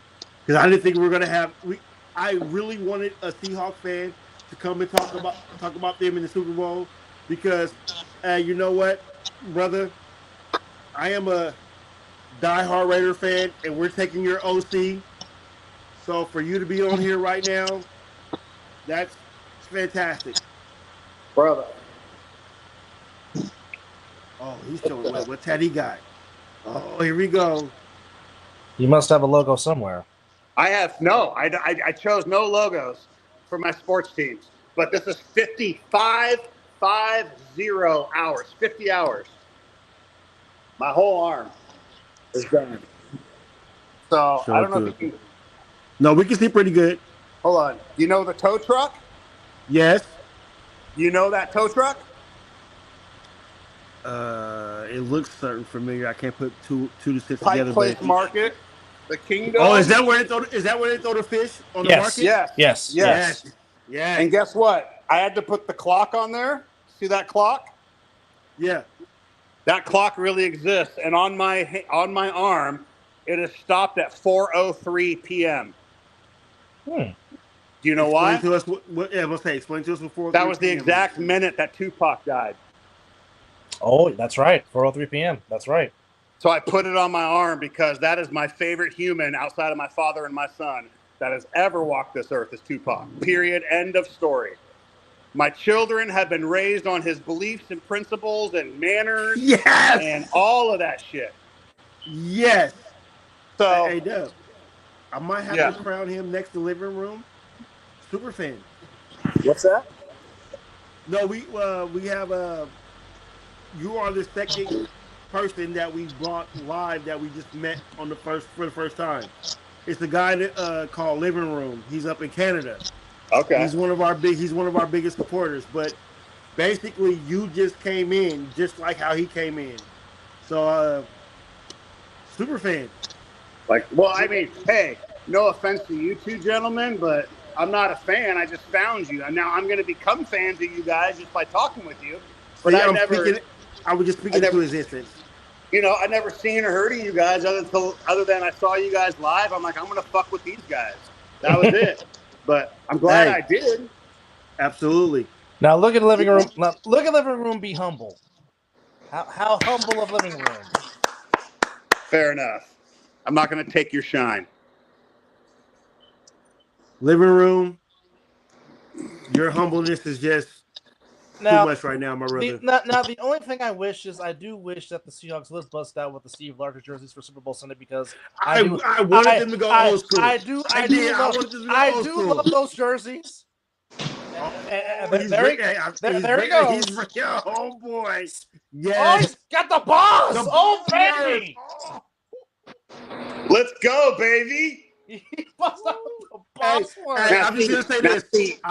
You guys might be a little too young for this guy right here. Oh no! I want to say I apologize what Bo Jackson did to Bosworth. Oh shit! You watch that play again. Look, Bosworth inferior, but Bosworth didn't get trucked or run over, dude. He took a bad angle. It was a dope play. It's cemented in American lexicon and lore. Cool. But if you really look at the play, Bosworth didn't get fucking run over. I love it. He misplayed the play, and that's Bo being Bo. He's quick. I love it. But Kelly, the Raider fan in me is not going to accept that. He got ran over. He didn't. Well, hey, accept what your eyes see, you know? Just like Michael Jordan didn't push off of Byron Scott on his last shot either. There was he fucking pushed off for sure. I'm sorry. No In shot. this modern day NBA, they're calling that an offensive foul. Brother, he didn't even touch him barely. That arm missed. It's exactly. so stupid. It's so stupid. If you really pay attention to it, it was more of a. I watched it live. Thank you for showing up. I'm about to knock this shot down. Blouses. No. There was no shot that was an offensive foul. Period. I love it. Hey, brother. Give Kelly some questions, man. Yeah, hit me up. Hey, I'll tell you right now that because I'm in Seattle, there's a lot of love lost with the NBA. I don't really follow it like I used to. If you want to give me 90s NBA or early 2000s maybe NBA, cool. Well, I'm gonna say this before my brother start asking you questions. I literally hate that they took an NBA franchise from Seattle. It's the worst. Seattle, they need to hurry up and give you guys back a franchise. But the game has changed to where I'm not as excited anymore about getting a team. I don't really like the NBA anymore. And I understand that's a travesty. That's a travesty. Because, and again, boys and girls, take some notes. Understand, the Seattle Coliseum and the Tacoma Dome were two places you did not want to play in. Yes, Key Arena was good too, but understand, the Coliseum and the Tacoma Dome were two places that you did not want to go. Hey, brother, they didn't hear you in the way back. They didn't hear you in the nosebleed. Repeat that again. Hey, gentlemen, if you want to go into these weeds with somebody who knows a lot more than you do about this, we can go there. But the reality is Chris Hansen acquired $600 million worth of land, and then he offered, at the time, Vivek Ranadive was trying to put up about $400 million to keep the Kings in Sacramento, and Chris Hansen, he didn't just escalate with little increments. He put an extra $100 million in the hopper, and then he put another $100 million in the hopper. And the reality is there's a street in Seattle called Occidental Avenue, and we got voted down 7-6 by 9 women, 2 men. And we got voted down by. You said 9 women? There were 9 women on this panel, or there were 9 voters, 7 women. There was a lie. It was majority women, and they voted to not allow the vacation of the Occidental Avenue, which would have allowed Chris Hansen to break ground with his shovel on all of the parcels he secured, which covers the entire SoDo district of Seattle. So Olympia voted it down. Hansen couldn't move ahead. And then Kevin Johnson started waving his little flag in Sacramento and rallied a bunch of, fragmented investors. No big guy. Vivek Ranadive, he's the majority. He's 58%. But then we had Chris Hansen and Nordstrom and Russell Wilson. We had 3 primary investors with the land secured, and we got voted down on Occidental Avenue by 2 votes. Wow. Correct. Had that happened, we would have been viable. We would have been breaking ground and producing. So then the Oakview Group, the OVG Group, and the Zucker brothers and Bruckheimer, Jerry Bruckheimer, he's the guy who made Top Gun. Yes. Yes. So Bruckheimer and the Oakview Group said, well, let's just reimagine Key Arena, and Bezos jumped in and put some funding in it and then named it Climate Pledge, and they rebooted this building, and NBA is coming. It's just not Chris Hansen, who has all this property now. He's got 47 acres in our SoDo district that's, he'll sell off whatever, but he took probably $150 million loss. Now I do have a question. Do the Kraken play at Key Arena? They play in Climate Pledge, yes. Okay. Hey, do you want to know something trippy? Check this out. Here's a trippy fact. Sorry, I'm looking at the YouTube, and it's a 4-second delay, so I'm not going to look at YouTube anymore. Yeah, it's the same way. Yeah, absolutely. Yeah, But our Canadian. When you see the Kraken playing on the NHL ice, just know that they are about 36 feet under where the actual Sonics court was. They went lower to create a more exaggerated goal. So they're almost 40 feet. Think about 40 feet. Like if you jumped from a 4-story building, you're dying. You're going to die. Absolutely. So the ice is like 37 feet below where the playing court was for the Sonics. Wow. So That's there a was fact. there was a question that Liver wanted to ask you. He says, do you visit BC, which is Vancouver, British Columbia, and do you follow the CFL? Are they asking me? He was asking you, yes. This is a question for you, sir. My last time in BC was about 5 months ago. I went up there for a comedy show and gambled a bunch with my wife. But no CFL following. You know, I mean, when a good story lands in the NFL, that's a CFL guy. I'll learn that way. But no CFL. But Vancouver's lovely, and you know, they squandered their NBA chance. That kind of sucks. Maybe it can do better there this time around, but that sucks. So, if you can give me your all-time top 5 Seahawks, who are they? I love the question. I love that question, brother. Okay. So I'm going to answer not in importance of the Hall of Fame or what they did in the league, but as importance to me when I was growing up. All right, number one, unequivocally is Steve Largent. Of course, no question. Hands down. No question. Hands down. Now this is where, I mean, it already gets kind of gray and shady because these aren't all timers in NFL's, you know, lens.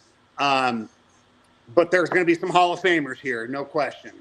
My second most important favorite Seahawk is probably this is tough, man, because I'm going to be on the record for this one.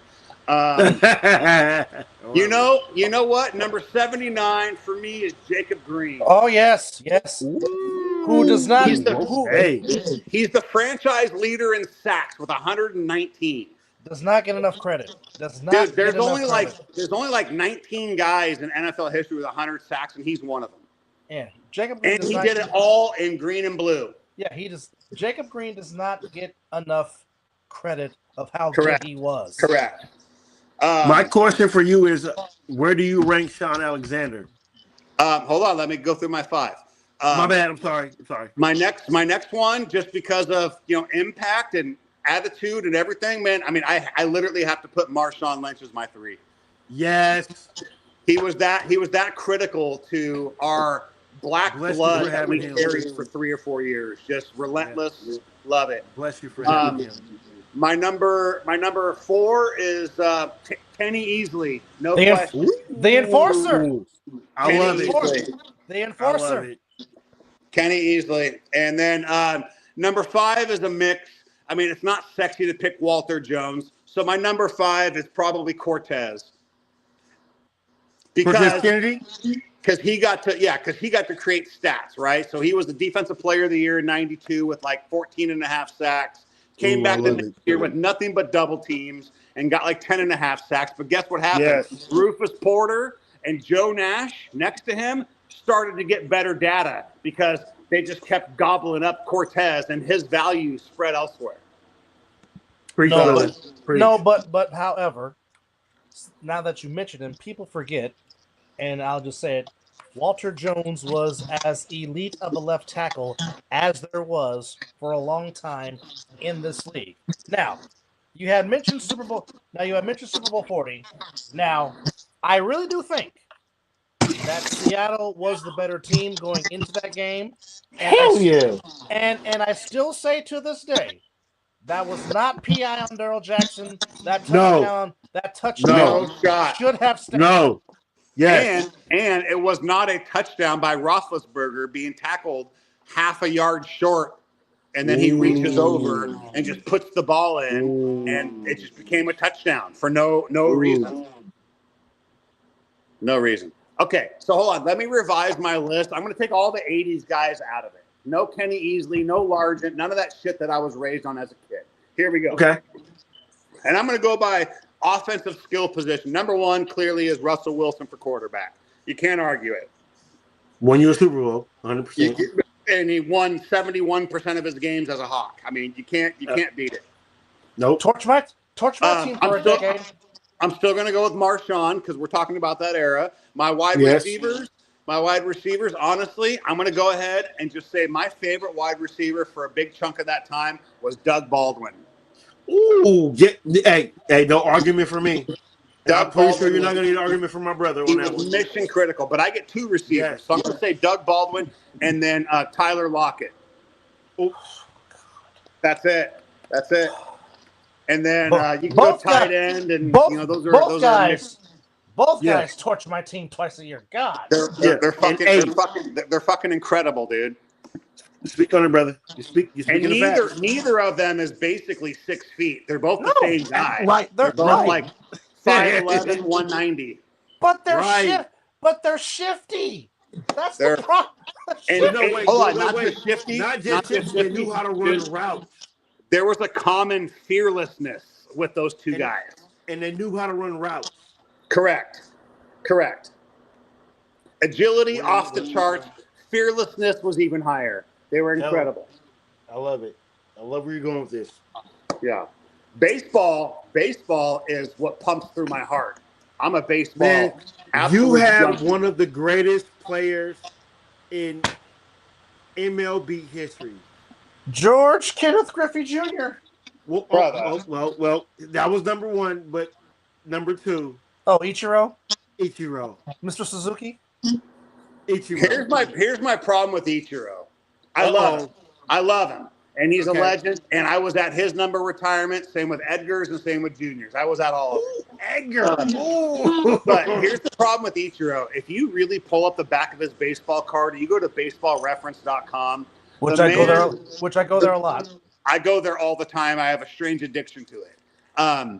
But if you go look at Ichiro's career numbers, the man walked about 40 to 50 times a season. He never took his base on balls, which means his on-base percentage is above average, but it's not all things good.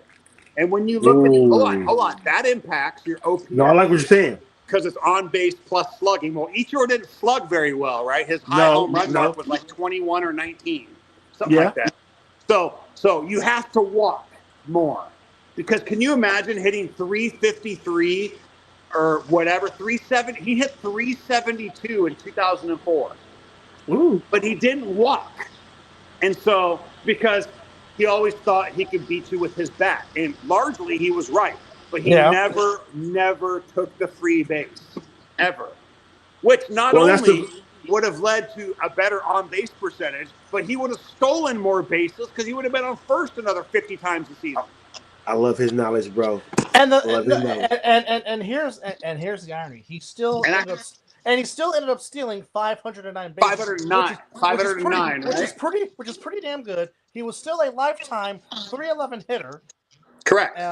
What's his OBP? Hey, how about this? His career OPS. I'm not looking at it. His career OPS has to be like 781. Ooh. That might be spot on. You're off by what is it? Brother? 757. That's even worse. Yes. Because his on-base percentage sucks. Yeah. His on-base percentage was 355. Imagine how much more WAR he would have if he would be on base more, getting into second base through steals, and then scoring more runs on singles. Okay, well, let's see. He has a 60 WAR, so I'm going to type in the greatest leadoff hitter that God ever created. That's Ricky Henderson, by the way. Yes, sir. He's the greatest baseball player that I've ever seen. Ricky WAR was 111.2. Yes. And I'll tell you why. Because he walked. He walked 2,254 times. Yeah. He scored 2,300 runs, which is the most ever, like maybe 2,400. He stole 1,409 bases or 1,407 bases, whatever it is. 1,406. 1,406. And he had well over 1,000 RBIs. He missed 400 home runs. That's cool. He's a 3,000 hit club with 3,069 or something, 3,072. In that range, yeah. 31, 50.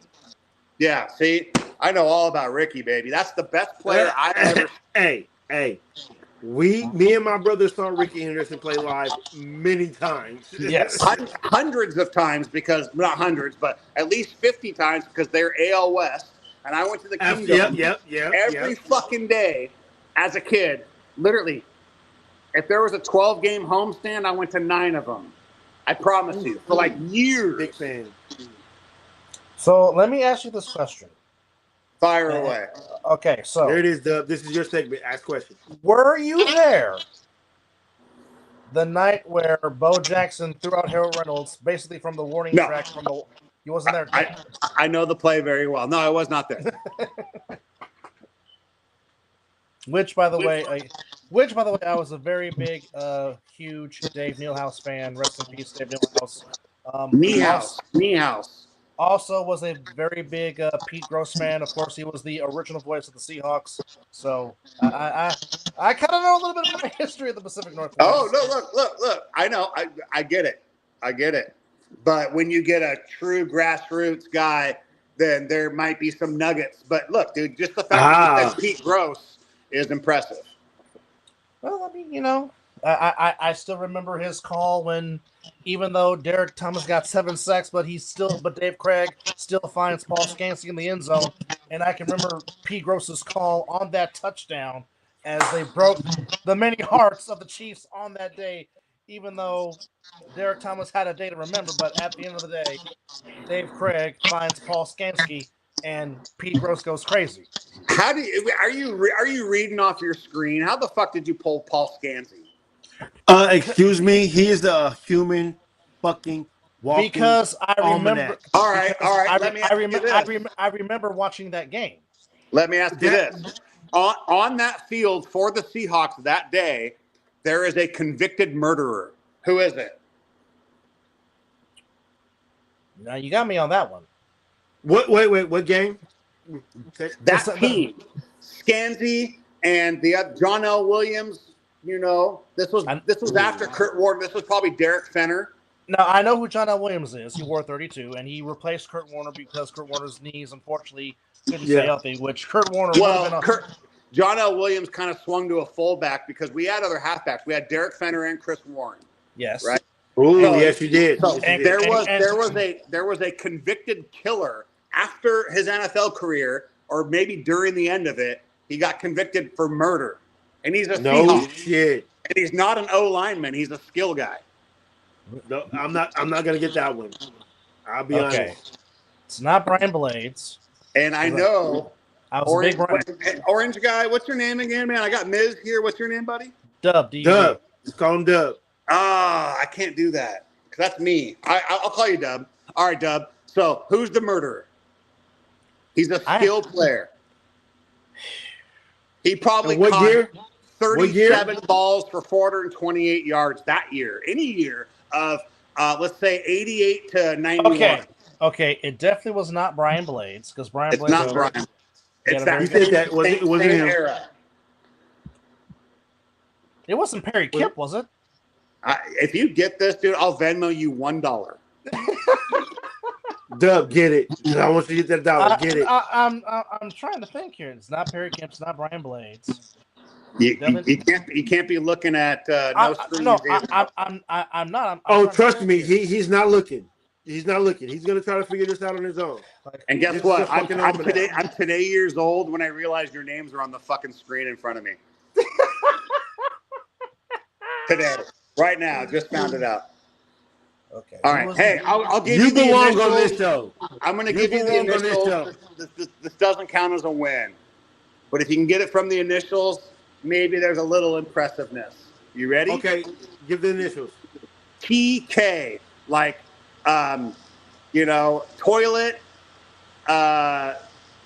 kaleidoscope. He said PK? TK. Oh, TK. TK. Okay, hold on. No, it's not him. Like Theodore Kite. Oh, come on. Okay, think. And you may find out that he was like acquitted of all charges. But no, the man was caught up in a murder rap. That's insane. And in Seattle? Seattle. Yeah, bro, we should know this. He was like our wide receiver. He was like our WR3. Okay. Because I know Blades and Kimber, you're 1 and 2. God damn. Bro, we should know this. And this is making me mad that I don't know it. I'm thinking here. Did I stump the Swami? Oh, he's the damn no! Damn it! Oh, Tommy Kane. Tommy Kane. You're Googling there it is. phone. See? I knew my brother was looking at your phone. You were in your phone in your lap. Come on. No, I was looking at no. Bullshit. I guarantee you. No way. He knows. I was looking at a basketball I promise you, score. Kelly. He knows. You guys He's an almanac. He's an almanac. Yeah, he ain't pulling Tommy Kane though. Get out of here. He's an brother. For real, Dub. You pulled that without no bullshit. No. Yes. I'm asking him. Don't talk for him. Asking him. Look me in the eye and tell me you were legit. I was looking at a basketball score. Which was what score? Like, what do you mean? I was looking at the UNLV Fresno State game. Okay. Well, hey, do me a favor. Since I don't have a laptop screen, go Google Tommy Kane and see what the actual headline was. You'll find it. Type in Tommy Kane Seahawk murder. At Kelly, I promise you, the reason why this show is where it is because he's a walking almanac. I mean, I know my shit too, but he knows shit. So do I. And so you can be a frequent guest on the show. We all love it. Let's do it. We love it. The fact that you called me and vetted me was fucking cool. Hey, I just want to make sure you wasn't somebody that was going to come on this show and not let us kick you off. Nah, man, we got the shit going here. I love it. Yeah. I'm getting my man cave set up. He's had a history of this because even when he was at Syracuse, he was arrested for assaulting a police officer. Yeah, but didn't he kill somebody in the NFL? He killed his wife. No. Yeah. This was 2003. He was long retired. I said it was after he played. Yeah. He did. He killed. Whoa. Okay, killed his wife in his mother's house. Whoa. Died in the arms of a church counselor from Kane's church. Wow, that's some. Was he convicted and sentenced and he's in prison, right? For 38 years or 41 years or something, isn't he? That sounds like life to me. You'd be surprised. Oh, okay. Don't get me wrong. California laws are. Okay, he was originally charged with second-degree murder. Then pleaded guilty to manslaughter. Then they took his depression into account. What the depression CTE or something? CTE I probably got way more issues than he got. He was sentenced to 18 years. Then in 2010, a Quebec judge ordered him to pay $590,000 to his wife's family. Oh, this shit happened in Canada? Yeah. Oh, I didn't know. Yeah, your screen went all crazy on me. Hold on. He's from Quebec. I can't even barely fucking see you guys. Hold on one second. Oh, okay. That was me. I changed some shit. I'll switch you back. Don't worry. Yeah, but you're still hella small on this view, but you got even smaller on the last view. No, I switched it back up. My bad. I was just trying to. Yeah. Living room, you a fool. Sorry, Dub. What were? So is he out of prison? Is he free? No. So okay. So basically, in 2015, late 2015, he was. You're getting spammed by somebody trying to leech money off you guys. No, that's no. This is our Canada brethren. I thought you guys were getting I just saw that pop up. I was like, I didn't read the thing. I just saw send your check. I'm like, what the hell? No, that's our our Canadian brethren. I got you. My fault. He's legit. So, in We late love you, living room. So in late 2015, the Canadian Parole Board approved Kane for 6 months of day parole while he continued to serve his 18-year sentence. What? Ouch. So apparently, Is he what a it looks free like, man? no. So what it looks like is he's still in jail, but he won't get out for another 3 years. So if he got sentenced in 2010, So 29. He didn't get out to 29. yeah. God damn. That's a crazy story, man. And those were the Paul Scansey days. That's what, when you brought that name up, I went right to Tommy Kane. I was like, oh, shit. I know Doug's going to know about Tommy Kane. Yes. Which, by the way, hey, in all fairness to me, I did give him the TK initials. He wasn't pulling that solo. All right, Tommy, or Dub, or Miz. Like, if it's Seattle Mariners, I mean, I know national sports too. Not as much hockey, basketball for the last 15 years. I'm tuned out, but I got a lot of good, memories and nuggets, and I like a good challenge. And I'll tell you, shit, I don't know. Give me their initials. I want the hint too. Well, just tell me this from your perspective. Who is, and you can give me two of them. Who is your two biggest X factors for Super Bowl 60 on Sunday? Ooh. I'm going to go both teams, right? But I think this is just for the game in general because they're both going to be Seahawks. I think Nick Eamon-Worry and Leonard Williams. Leonard Williams, yes. When y'all traded for Leonard Williams, I said, shit. I was pissed because I wanted Leonard Williams too. And I was just like, I don't want to see that 2 times a year. And watch me be wrong and have it be DeMarcus Lawrence and then Devin Witherspoon. Let's go. Which it could be. It could absolutely be. We got dogs everywhere, dude. Yes. Ernest Jones could be the MVP. Yes. I know that. Hence why y'all sent us packing 41-6. Yeah, that's why when you ask that question, I'm just throwing a dart at the board and landing on a name. It could be any one of these dudes. Absolutely. Any one of these dudes. We are completely going to demolish the Patriots. Thank you. And just the fact that Vegas still has it at -4.5 is a sure thing. Bet the over all day. All day. Now, that doesn't mean we're going to trounce them. I think it will be 2 scores. 2 scores is 31-21. That's 2 scores. We win. I like it. It's going to be a game like that. 31-21. Drake May is going to do some nice stuff. Ramondre is going to run his runs. All that shit's going to happen. At the end of the day, we're going to make more opportunities for ourselves. Maybe special teams come into play. And then I just think Sam Darnold's going to outshoot Drake May because he's 20-8, and he will. Well, I think Shaheed is going to have a big day. Well, JSN's good for 7 catches. Oh well, you have this. You have we don't walk of the third. We don't need to talk about Njigba. We don't need to talk. We don't even need to. I know. That's why he wasn't one of my guys. He's not. He wasn't one of my guys. Kenneth Walker the third. K9 baby. K9's a fucking man possessed. When he got when y'all drafted him, I texted him. My brother's been following him. I said, "Damn it! I don't want to see him 2 times a year because I've seen him. I saw him at Michigan State. I know." Well, Kelly, if you haven't figured out that my brother up there is a Niner fan. Hey, he can have. Is he live from Cancun right now? No. He's Vegas. I'm California. He's Vegas right now. It's a joke. When you get bounced from the NFL, you go to Cancun.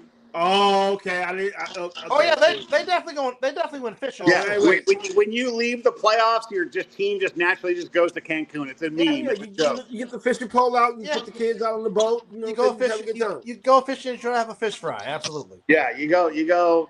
Have your little island fruity drinks with your beautiful women and watch football be played.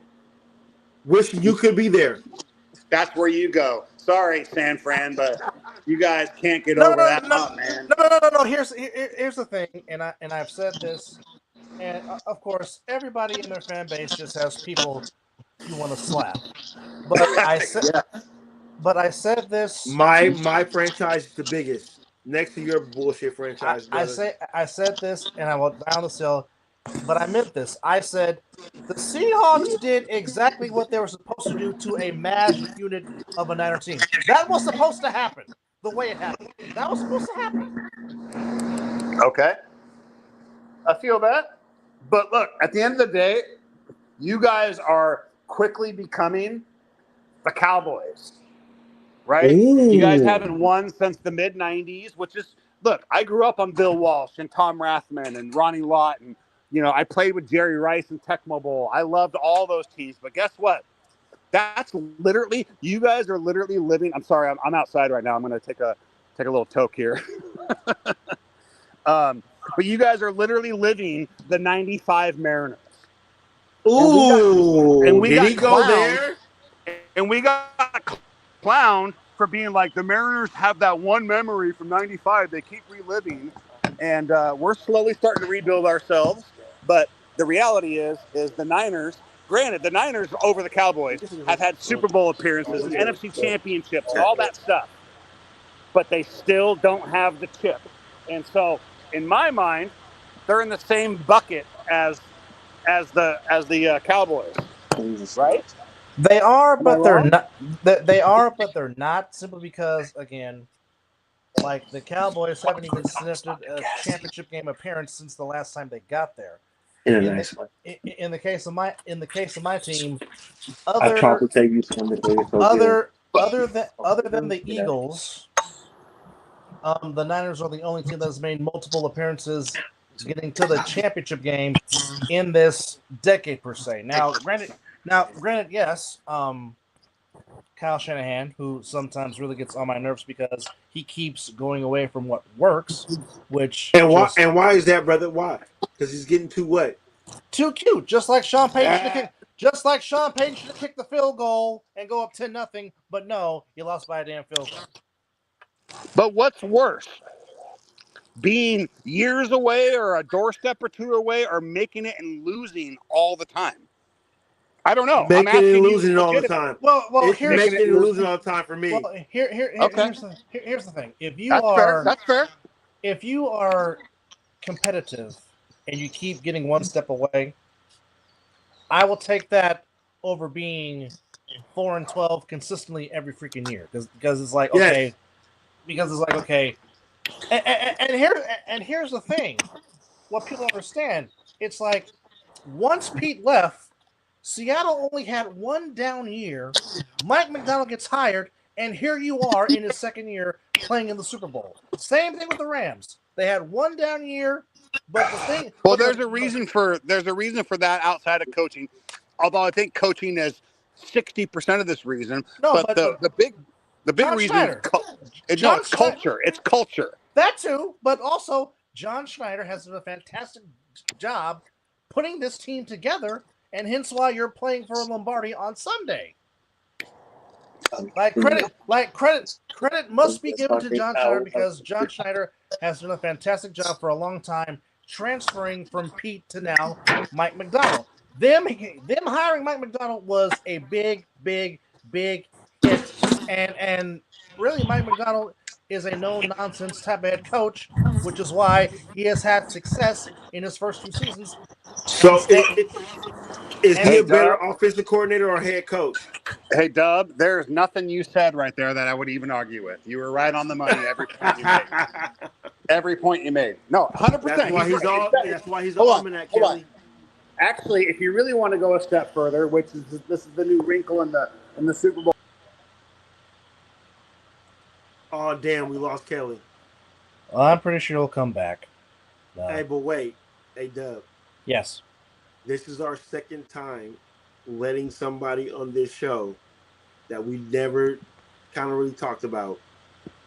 And Golden. Living Room was our first guest that we didn't know nothing about. Kelly, probably your internet might have kicked you out. It wasn't on our side, Kelly. So sometimes that happens. So just click back on the link if you want to come back in. If you still have the link that we sent you, just it should let you back in. There you go. There he is. I got him, brother. Sometimes technology just happens like that. But Sometimes. the reality outside of what you said, by the way, this camera layout without me in it, maybe I am in it. If you guys can you take my view? I don't need to see me. If I can just see you guys, you get bigger, and I can just see me on my phone. Well, the thing is, if we remove you from what we have, we that's can't fair. hear anything you're saying. That's fair. Okay, so real quick, Dub, on what you said about Schneider. Schneider, you 100%. You know, and in the general scope of what you want your franchise to have, right? You want yourselves to have a great GM who collaborates with the HC, who approves the HC's DC and OCs and all that shit, right? You empower your coach, right? And so that starts at the GM level. John Schneider, you're absolutely right. He is the executive of the year. But in reality, the NFL DNA is made up at the ownership level. So if you have true ownership that literally hires the guys to be their best and not tinker like Mark Davis and not tinker like Arthur Blank and not tinker like Robert Kraft, even though those teams can be successful. I like you said, Mark Davis. We have had the Allen blanket until Paul passed, and then Jody got it. And so now there's rumors. I don't believe them, but there's rumors that that was going to be another question we were going to ask you. Is was there any truth to the fact that the Seahawks might be up for sale after the Super Bowl? Bro. Oh my God, I was asked that. Yes. I'm going to tell you right now, and this is carve my answer in stone. This is a fact. It has to happen. It is bequeathed in Paul Allen's will that this team not only gets sold, but the proceeds, a good chunk of them, go to charity. Like Jody's not cashing in. Oh, I love that. I do love that. This is Paul Allen's philanthropic approach. And guess what? He's already doing it. They're already a year and a half almost into the Trailblazers. Paul Allen owned the Portland Trailblazers. Correct. Yep. They're in the middle of their sale. So the Allen estate's not going to deal with two franchises being sold at once. Thank you, Jim. Appreciate it. But the actual facts is make sure you subscribe, lawfully. Sir. Thank you. There's nobody that can stop this. This has to happen. Ooh. Okay. But there are conditions in Paul's wishes. You know, you have to have a certain amount of Northwest ties. There is no relocation, which the NFL would never do. We're not the Sonics. We don't have a derelict stadium. We have the crown jewel that the NFL loves to put off. And then guess what? This is going to happen after a Super Bowl appearance. I mean, they're going to fetch $8 to $9.2 billion. They're going to be valued more than the Cowboys. Granted, the Cowboys, when they sell, when Jerry Jones dies and whatever happens with his franchise, they'll be $11 billion. But we're going to be the gold standard for in all of American sports, and it has to happen. This is a very specific condition of his will, and they're already doing it with the Trailblazers. We're next. Okay. So yes, it's real, and you know, there's no board of governors meetings about nothing. This is going to be a highly vetted buyer. A highly vetted buyer, because not only do you have to have $8 billion to spend, but you got to have a couple more billion for operational costs. So this is like Jeff Bezos and guys like that, the Nordstrom family. Can you guys still hear me? Miz, you good? Yes. Oh yeah, no, definitely hear you. Okay, I just didn't know if I love what you're saying. Look, I just burned a big old fat one down, and I get chatty when that happens. So what are you smoking? Oh, I didn't. It's the cone. Let's go. But I don't puff in my bar because the shit lingers in here, and my son. So I have a dual setup there with 2 PlayStations and 2 Xboxes. And so my son, he plays right.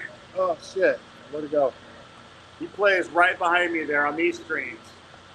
Nice. And so since he's in here so much, I can't smoke my chronic in here. Well, Look at this. Look what else I got real quick, guys. Check this out. Jim, So I to have answer your question, my entire. no, we have Go not. ahead. Yeah, answer my question. No, we have not picked who we're picking yet. That's still. well, I'll tell you right now. For I who? want Seattle to win, and I want Oh. Seattle to win. Because you know why? Oh, Number I did one, ask that. That's such a bad. I hate the fucking Patriots because I'm No, a no, Raider no, no, fan. no, no, no, no, no, But no. number two, Miz, stop. Take emotion out. Give me a real educated response on why. so And there's you a want me lot to of. be you want me to be a non Homer fan? Okay, I'll give I it just to don't you. want you to be like, I grew up hating them. I want you to be like, hey, here's how this shit's going to go down. I honestly think that Seattle has the better defense per se, and I like what. And this is not me speaking that because he's coming to coach my team. Kubiak has a design for everything you throw at him. He's going to have that offense in a certain set All right, for all right. Let me everything. ask you this real quick. This isn't the MVP of the game, but after the game is over, and you had to name your two most effective defensive men, who are your two guys on Super Bowl Sunday that you think are going to stand out defensively? On both sides? No, just the defense. No, And what I mean, you want me to say for the Seattle and New oh England? yeah. I'm mostly interested in Seattle. No, just go Seattle. Well, I'll give you this: the best person that might have a good day on the Patriots defense. I'll just give you both. I think Christian Gonzalez is going to have a fantastic game. Is he going to cover JSN the whole game, Gonzo? I think he's going to follow him, and that's the matchup that I'm looking at for the whole Super Bowl. And you know what? He may do well. JSN may have 4 catches for 48 yards. But guess what? That just makes everything else open, from Barner to Cup to K9. Like, you shut down JSN. Well, I think K9 is going to have a fantastic game. I think the Russian offense is going to be fantastic.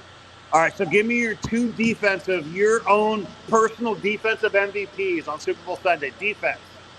If it's for the Patriots, yeah, go ahead. I don't care about that. It'll be Gonzalez. Yeah. Gonzalez. But do you guys still have Woolen? Is Woolen still in your squad? Sure is. By the way, he's the guy who cost the Seahawks 15 yards on 4th and 13 with his punting penalty. I understand that. And no, I don't understand. That's nonsense. No. I hear what you're saying. Well, that was last week. Yep. He will have a redemption. It will be redemption. Okay. I think Woolen might be the one that might close the game out for you. I'm picking the Seahawks to win. Hey, I like the pick, man. I like the pick. All right, give me your other two. Your second MVP on defense. Christian Gonzalez. No, on Seahawks. You said Woolen. Woolen. And I'm. Think about it. Could be Uchenna Nwosu. I said Big Cat and Eamon Worry. Those aren't. I mean, how about you pick Devin Witherspoon, bro? He's about to ball out. Yes. He's the number 6 pick overall, and he is courtesy of Russell Wilson. Yes. And and we got Eamon Worry courtesy of DK Metcalf. Well, see, your defense. I believe your defense is a little bit more better than the Patriots. Dude, we traded essentially Russell Wilson and DK Metcalf for Eamon Worry and Devin Witherspoon. Which made your team better? They're all pros. Absolutely. Not just Pro Bowls. They're all pro. Oh, absolutely. Dude, that's genius. John Snyder, brilliant. Brilliant. All right. Dub, did you have a question? Let's do it. Dub, he has one for you. He has one for you, brother. I really think it's going to be a blowout. No. Oh, you were asking him the same question. Okay. Yeah. Well, to answer, okay. I'll give you two perspectives. Really, I wish the game would end in a tie, but I'm going to be professional. But okay, fair. As I did in Super Bowl 49 because I thought they were the better team and the better defense. I picked Seattle then. I'm picking Seattle now because I think Seattle's just the overall better team. Point blank. And Kelly, by the way, Kelly, my brother's a Niner fan. But we gathered earlier about that. but here's my two guys on defense for Seattle that I think could sneak up and have a big game. I'm going Byron Murphy, and Yes. Solid. I'm going Ernest Jones. I think those two might shock some people. Ooh. Bro, we have all the big dogs covered because I said Leonard and Eamon Worry. Then we got Spoon. And who was your first pick there, Zim? Miz? Who was it again?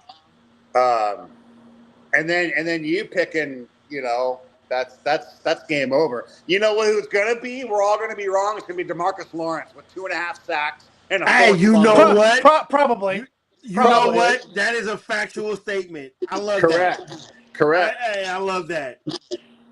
Which is that's real. That's as good as the Seahawks are. Just when you think they're just like, and here's the reality. And I actually talked about this the other day with a homie of mine. I was like, this team versus the 13 team when Sherm was really coming into his own. We won the Super Bowl, the Super Bowl year, the Crabtree year. Who's going to come against me other than Crabtree? Keep my name out your mouth, all that shit, right?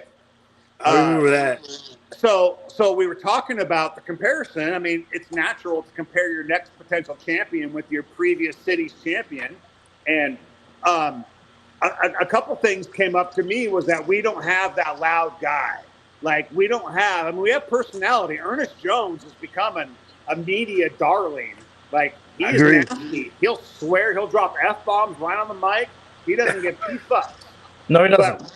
But he doesn't have, the Marshawn swag and the Sherman, all eyes on Richard Sherman kind of mentality. And I think that's a pretty big variance because there's a lot of similarities. But, if we don't have, is it good or bad that you don't have a shit talker? You don't have I don't think it's bad. But I'm really starting to think that this team could become statistically a better team than the Legion of Boom for a lot of reasons. The talent on all the levels. We have the second youngest roster in the NFL at 26.3 years of age. Which means Sam Darnold at 28 is 2 years over our average. So, and hella of our guys are on rookie deals. We have $79 million in cap space in the offseason that we can spend. $79 million. It's third best. We're clearly the best team with the most cap. It's not even fucking close. The Seahawks are ready. They are as ripe as it gets. If we can get one right now, we're going to be even fucking crazier next year. Von Miller chose Jaden Daniels. He even straight up said it on camera. He's like, I had the Seahawks offer me something I was about to accept. He's like, and Washington did this thing. And, Jaden Daniels came off a Rookie of the Year, and they have McLaurin and all these good, talented guys. And they brought in Deebo Samuel, and he chose the Redskins / Commanders, and he's on tape. They're like, and the Seahawks are in the fucking Super Bowl. Go figure. Yeah. Hold on. So we're going to be able to get guys like that, like next year, like 4 of them. Hold on 1 second. B, like Brian. 4 of them. B, Brian. Who's mad because the dynasty is ending? Like, I never said that. This is what I said. And this is what I said to Warrior fans. I said to Warrior fans, don't be mad that it's ending. Be happy that it happened. About who fans? Your fans? Niner fans? No. He's a Laker fan. But first off, he says, hashtag fuck LeBron. Then he says, now that's out of the way. He says, I throw no hate to the Warriors. You're mad because you have to endure the fall of a dynasty like we did. No shade. Good run. I enjoyed it, was able to party with the team after 3 of them personally, but now it's time to rebuild and let it go. I stand facing no wall. Ever, I only stand under my 17 banner, so continue playing catch up. Talk to me when you get close. Oh, yeah, fuck Boston. So, wait, are we talking about the Warriors? Who is this dude? He's another family member of ours, but he. Oh, I was gonna say, bring him on the live. Like, let's field some questions from some of your people. I guess it's Wednesday at 11:30. He might be at work, but Yeah. But if you got people that want to like chat and like, hey, I got a question for Kelly, dude, I love that shit. And I'll tell you right out the gate, I don't know what I'm about to talk about. I'm not qualified to answer, whatever.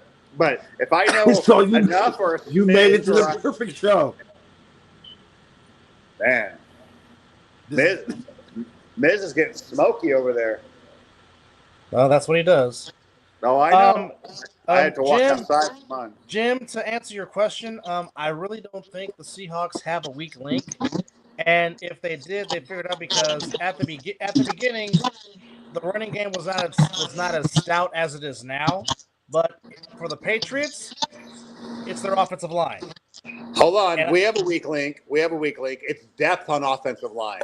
Outside of Charles Cross and our left guard, if either of them get hurt, the left tackle we go down to our fourth string because the other two guys, the 2 and the 3, are hurt. So we do have like game day ready, first whistle blows, we're all healthy, we're good. But we don't have certain positional depth. And it's a problem because one weird, you step on a running back's ankle as an O lineman and that 300-pounder goes down and something fucking weird happens, we're going to be weak. So literally you have to dig to that next level with this Seahawks team. And I do that because that's a real event that can happen. But at the end of the day, the team that gets fielded, we have no weaknesses. It doesn't mean we're strong everywhere, but we're not weak anywhere. Well, how about that wisdom? Let's coin that.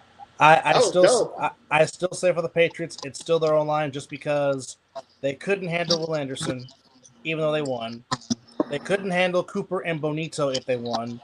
And I'm sorry, their rookie left tackle. Who are you talking about right now? I'm talking about the weak link for the Patriots is still their offensive line. Oh, I don't know their O-lineman names, but okay, I'm feeling you. But what I'm just saying is their left tackle struggled against Will Anderson, the Texans, even though they won. Well, Will's tall and he's the best at it. Oh yeah, he is. Very much so. That's the gold standard. He struggled against Cooper and Bonito, Denver, even though they won. And whomever the Seattle decides to put on him, I'm pretty sure that defender is going to dominate again. So, man, and that's the other thing too. Similar to the Sherman and Legion of Boom days. Oh, there you go. Talk about it. I interrupted you. I apologize. No, Dub. Finish your point, man. I apologize. I didn't mean to do that. Well, my point is, I think a person that still does not get enough credit of just how much of a force he was on that Legion of Boom team for me is still Michael Bennett. Michael Bennett is not talked about enough of just how. Okay, I go back to Super Bowl 49. Hold on a second. Hey, you changed the view again, homie. I can't see a lick of you guys. Oh, okay. You changed it to like this, like platinum, like Bentley 10 backdrop. Oh, okay. It's still really fucking small. You guys are really small on my screen. It's like impossible to see you. I'm not even looking at you guys, really. I'm looking at the tape delay on my laptop. How does that look? Can't I take this call through my laptop? Well, send me your email. Email me the link, you could, right? Yeah, send me your email to whatever you want. Oh, that's way better. That's That's right here? 3 tiles, okay. But it's still delayed. If I hung up the phone, then we would have real time, right? No. Well, if I would say you should be using your laptop better than your phone. Yeah, if you can use your laptop, use your laptop. I have my laptop right here, brother. Bang. I'm not on it. I'm on my phone. And send me an email. Send me your email, and I'll send it to your whatever. Okay. It's the one. Yeah. I got you. Here we go. Yes, wow. Bennett was the anchor of that defensive line without question. And Bennett was. So I think unsung that year could have largely have been Brandon Mebane. Yes. Another guy, a former California Golden Bear. Oh yeah, Brandon Mebane's nasty. So Cliff Averill was giant down the stretch. We got him like week 8 from the Lions, and he was like, "Amen." You guys can't see me right now, huh? No, but yeah, Cliff Averill was the one that forced Colin Kaepernick to fumble in the fourth quarter when the team turned the ball over 3 times in that fourth quarter.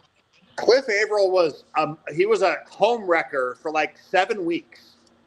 It was sensational. Yeah, that team was full of dudes. Here's why that team worked and why this team is similar. So we had like 7 defensive linemen, and when you rush 4, 3 are resting, and then when you want to rush 5, 1's fresh. When you want to bring 2 out and bring 3 in, whatever you want to do, you always have fresh dudes, and they all got after the fucking football that year. We also had Bruce Irvin. Dude, Bruce Irvin was a monster. Cliff Averill was a monster. Michael Bennett, unstoppable. Brandon Mebane, moving guys. It was really good, and we have a very similar depth rotation on the D line. Our O line's thin. Our D line's full of guys, and they're guys every one of them is the guy you expect to make a play. And he didn't even mention Bobby Wagner. Right. Hey, Kelly, it was sent. I sent it to your email. Okay. I'm gonna here. Let me minimize this screen. I'm gonna go over to my. You're good. You're good. Hey, brother. This literally has just turned into the Night Owl edition. So let me get that up there real quick because we are now. Are you Raymond Mason? Raymond. Sorry, brother. I hate to say my fucking government online, but it's whatever. My camera is probably not going to be as allow mic and cam access. There we go. It might be a little more fuzzy. We'll see what happens. No worries. As long as your face is shown and you can speak on what we're asking. I'm here, brother. Now, once you get in on your laptop, exit yourself off of your phone. Yeah. So you won't get that feedback sound. Yep. Gotcha. Jim, I mean, in my opinion, I think the anchor is Leonard Williams. But that's just my opinion. I think it's Kenneth Walker. I think that run offense is gonna have to be fantastic. All right. So now I think he's on his name. Living room. I love my name. I tried to reverse my name and give it to my son. But Can you guys hear me? Yes. Oh, of course. You're locked in. Way better. Is this good for you? This is way better. So let me ask you this. Let me switch it to this real quick and tell me how you think. How does it? Wait, hold on, give me a second. I didn't click it right. Yeah. How does that look? I don't like that. I don't need to see the big logo. I'd rather see you guys. Well, you understand, but that for us, that's sentimental to us. That's why we do it sometimes. Hold on, there's still a delay.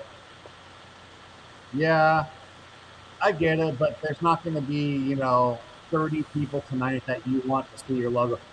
You're not going to get traffic tonight. Tonight's just about us guessing. I like this guy. That shit ain't going to happen tonight. I like this guy. All right, Dub, go ahead. Take over. Okay. I'm gonna ask Kelly this question. So, question was asked: who is the anchor on the Seahawks team? Mizzle said Kenneth Walker III. I said echo, bro. I said Leonard Williams. What do you say? You being the Seahawk fan.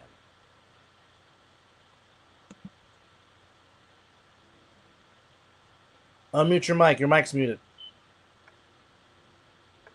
I know, because there's a huge echo going on, dude. And I was like, no, it's not now. Okay. Huge echo. I hear myself like 2 seconds later. Really weird. Do you still have your phone on? No, I hung up. Oh, okay. Well, I'm trying to figure out why there is an echo. And so I tried to mute. No, but it's not on the call. Seahawks by 250. Damn. But this is a delay that's going to be hard to work through. If they win by 250 points, then I really know something. I don't know, but yeah, I mean, as it stands, it is still. Wow, this doesn't work, dude. I'm going to go back to the phone. Okay. So Kelly will go back to the phone momentarily. And let's try to find the tail of the tape one more time in regards to Super Bowl 60, which takes place at Levi Stadium. Well, brother, my question to you: who do you have? Who do you? I know the Niner fan in you don't want the Seahawks to win, but I need you to take that passion out. I already said Seattle. Seattle's the better team.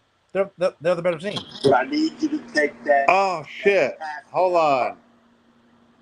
I just realized. Hold on. I'm gonna bounce out. I had my Yahoo or my YouTube window open. That was the echo. Okay. Okay. Yeah, I didn't realize that until I closed it out and I heard perfect audio. I'm like, where'd they go? Why is it perfect? So you still have the link for the join us? Yeah. Yep, that's how we do that. Okay. So again, going to the tail of the tape. Oh, I love how you incorporated boxing in this. It's fantastic. Yeah, okay, so all right, are we live? You can hear me in real time? Yes. Lions robbed. Are you good now, brother? You good? I had the YouTube one that was like a second delay, and it sounded like it was so echoey. It was really, really like giving me like vertigo. It was weird. I was like, I can't do this. I've had vertigo before. It's not a fun thing to have. So, Sandwich. Explain how the Lions robbed us of a Drake May and Bo Nix Super Bowl. Explain that. Enlighten us with that statement. What did he say? The Lions robbed who? I didn't see it. He said the Lions robbed us of a Drake May and Bo Nix Super Bowl. So I'm trying to figure out how that is. Well, because the so it came down to Lions and Rams for like. I mean, the Lions, the Rams were like the fucking 6 seed, and the Niners were the 5, and we were the 1. So you had the 1, the 5, and the 6 in the NFC. But guess what? Those 2 NFC teams that were the 5 and the 6 were like equal or better in their win total. It's correct. Just, they weren't better than the Hawks, so they took and so the Lions probably disrupted, something on like week 11 that this guy's referring to that, really gave the extra L to whoever that he's, trying to, sound off on. And that's real. I mean, he's not wrong, but no one knows that week 8. It's like the Mariners dropping 2 in May to the Rays or something like that. And you realize you end the season 1 game out, which we've done twice in 5 years, 1 game out. So when you lose a game on May 13th or June 9th or whatever, I mean, it's fucking big. And so in football, it's bigger because 1 loss is 1/17 of your wins and losses. Absolutely. Baseball, it's 1 of 162, and it's still not impactful. So I don't know what he's referring to, but the Lions, matter-of-factly, provable by all YouTube searches, are the most snake-bit team. Don't say the Browns. I mean, Browns, Jets, those aren't snake-bit teams. The actual, worst snake-bit team, period, is the Lions. They have had, 25 to 28 years worth of rosters. And they get fucking screwed all the time. You go, it all started with the Calvin Johnson catch. But it really didn't. It was years before that, and it was egregiously done after that. All the time to the Lions. The Lions literally had a timeout, and the refs ran on the field. This is like them versus Washington, 93 or something. I don't remember. Oh. It was shit was trying to be... some facts being dropped. And it was chaos, and the coverage wasn't great. They didn't have the zip cameras and all that cool shit, but ultimately, the fucking refs just came out and said, game's over, Lions lose. And just told the whole fucking stadium the game's over. When there was, like, clearly no shot that was the case. Kind of sounds like the Immaculate Reception in Pittsburgh. It's a real thing. You know, so the Lions are absolutely in my heart of hearts for sports grief. No question. No question. They're like priority one, and I cheer the shit out of them. Unless it's the Hawks playing them, it's always the Lions. Go get it. Same with the Indians / Commanders, or not Commanders, but Guardians. I want the Indians, Guardians to win the World Series so bad if it's not the Mariners. Period. And what's your Super Bowl? The Super Bowl that I want, Lions and Browns. Yeah, the Super. I thought you were asking the score. My score of the Super Bowl is going to be 31-20 Hawks. 2-score game. 31-20. But no, what I was asking my brother was his Super Bowl that he wants to happen is. I got you. Lions and Browns, just because somebody will win there first, and it will be a matchup of two teams getting there for the first time, which is something we haven't had in a long time, and plus just two long-suffering fan bases. I really like the Browns too, but man, I mean, that's like dysfunction at its finest. It's almost as bad as the Redskins with the Snyder Group without the racism. But like, you know what? The mismanagement of the Browns is literally off the charts. Like if you look at their draft equity for 20 years, they've had like 5 number 1 overalls. The Hawks have never had one. They've had like 5. This is going back to Tim Couch and all those guys way back in the day, right? 1999, 2000. I mean, they've gone through some superior draft equity with 0 hits. Trent Richardson, 0 burger, dude. Manziel, nothing. I mean, only one is Myles Garrett. You can go right. Sucks. Poor Myles Garrett, dude. He's generationally exceptional. Yeah, and that sucks. Because if you're a quarterback and it's like, dude, I can stay back one more year and not have Cleveland have the first pick, perfect. It's literally it literally causes college players to back up a year if Cleveland's taken the number 1. Right. Jim, true, but there is no such thing as low market in the NFL because it's the NFL. Right, but if you want legacy, Cleveland's not the spot, and that sucks. Absolutely. Hey, and Kelly, you're right. Yeah, because it should be, because they're so rich with it, right? Outside of me being moved over and being the Ravens, they got their team back in 4 years. They were barely bleeding. The Hawks or the Sonics, they're gone fucking 20 years. So it was a small bleed. You got them back, and there's still nothing. Jameis Winston's another one. I mean, you can add them up, and it just sucks that they don't have the right nurture and message and culture and coordinators and staff and administrators. Haven't had it since Marty Schottenheimer. No shot you haven't. Nope. Same with the Redskins. You know, Commanders, outside of a flash here and there with Robert Griffin made the playoffs. Seahawks bounced him out. Actually, that was his last game. He got hurt for life against the Seahawks. Well, that was on Mike Shanahan for trying to make him play with a bat. But the point is that was a very, very, very successful and proud franchise of like 86 to like 92. Yes. They won 3 titles. Yeah. The Redskins were, and they're just nothing burgers. Yeah, but they're nothing now. That's crazy to me. Got to the title game last year, and then it all went to crap this past season. Yeah. 100%. Yeah. Do you guys like baseball? No one likes baseball? We're Giants fans. Baseball was the sport I played as a kid. Like I played it as well. I played it as well. Out of mine as an adult, like most people find. Oh no, wait! He's a high school champion. Most people find. I did. I played. What at our alma mater, the high school. He's a high school champion. Okay. My freshman year, we won a league. I played 2 years of high school sports. But no, like baseball is. Oh God, here we go. Baseball's fucking everything. Go Mets. Hey, I'll Who tell the you fuck is a Metropolitan fan? Get out of here. Hold on. You're just a product of the Dodgers and the Giants. Are these real-time comments? Yes. Okay. Hey, the Mets guy. Look, listen, my friend, you are not wrong. This is a big reimagination of the Mets. Like they have they lost some big people, right? They lost Edwin Diaz.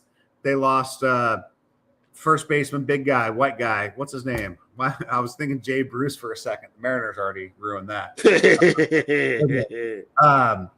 But anyway, you know what I'm talking about.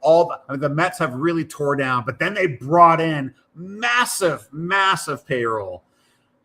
Just really good guys across the board. They got Bo Bichette, Jorge Polanco.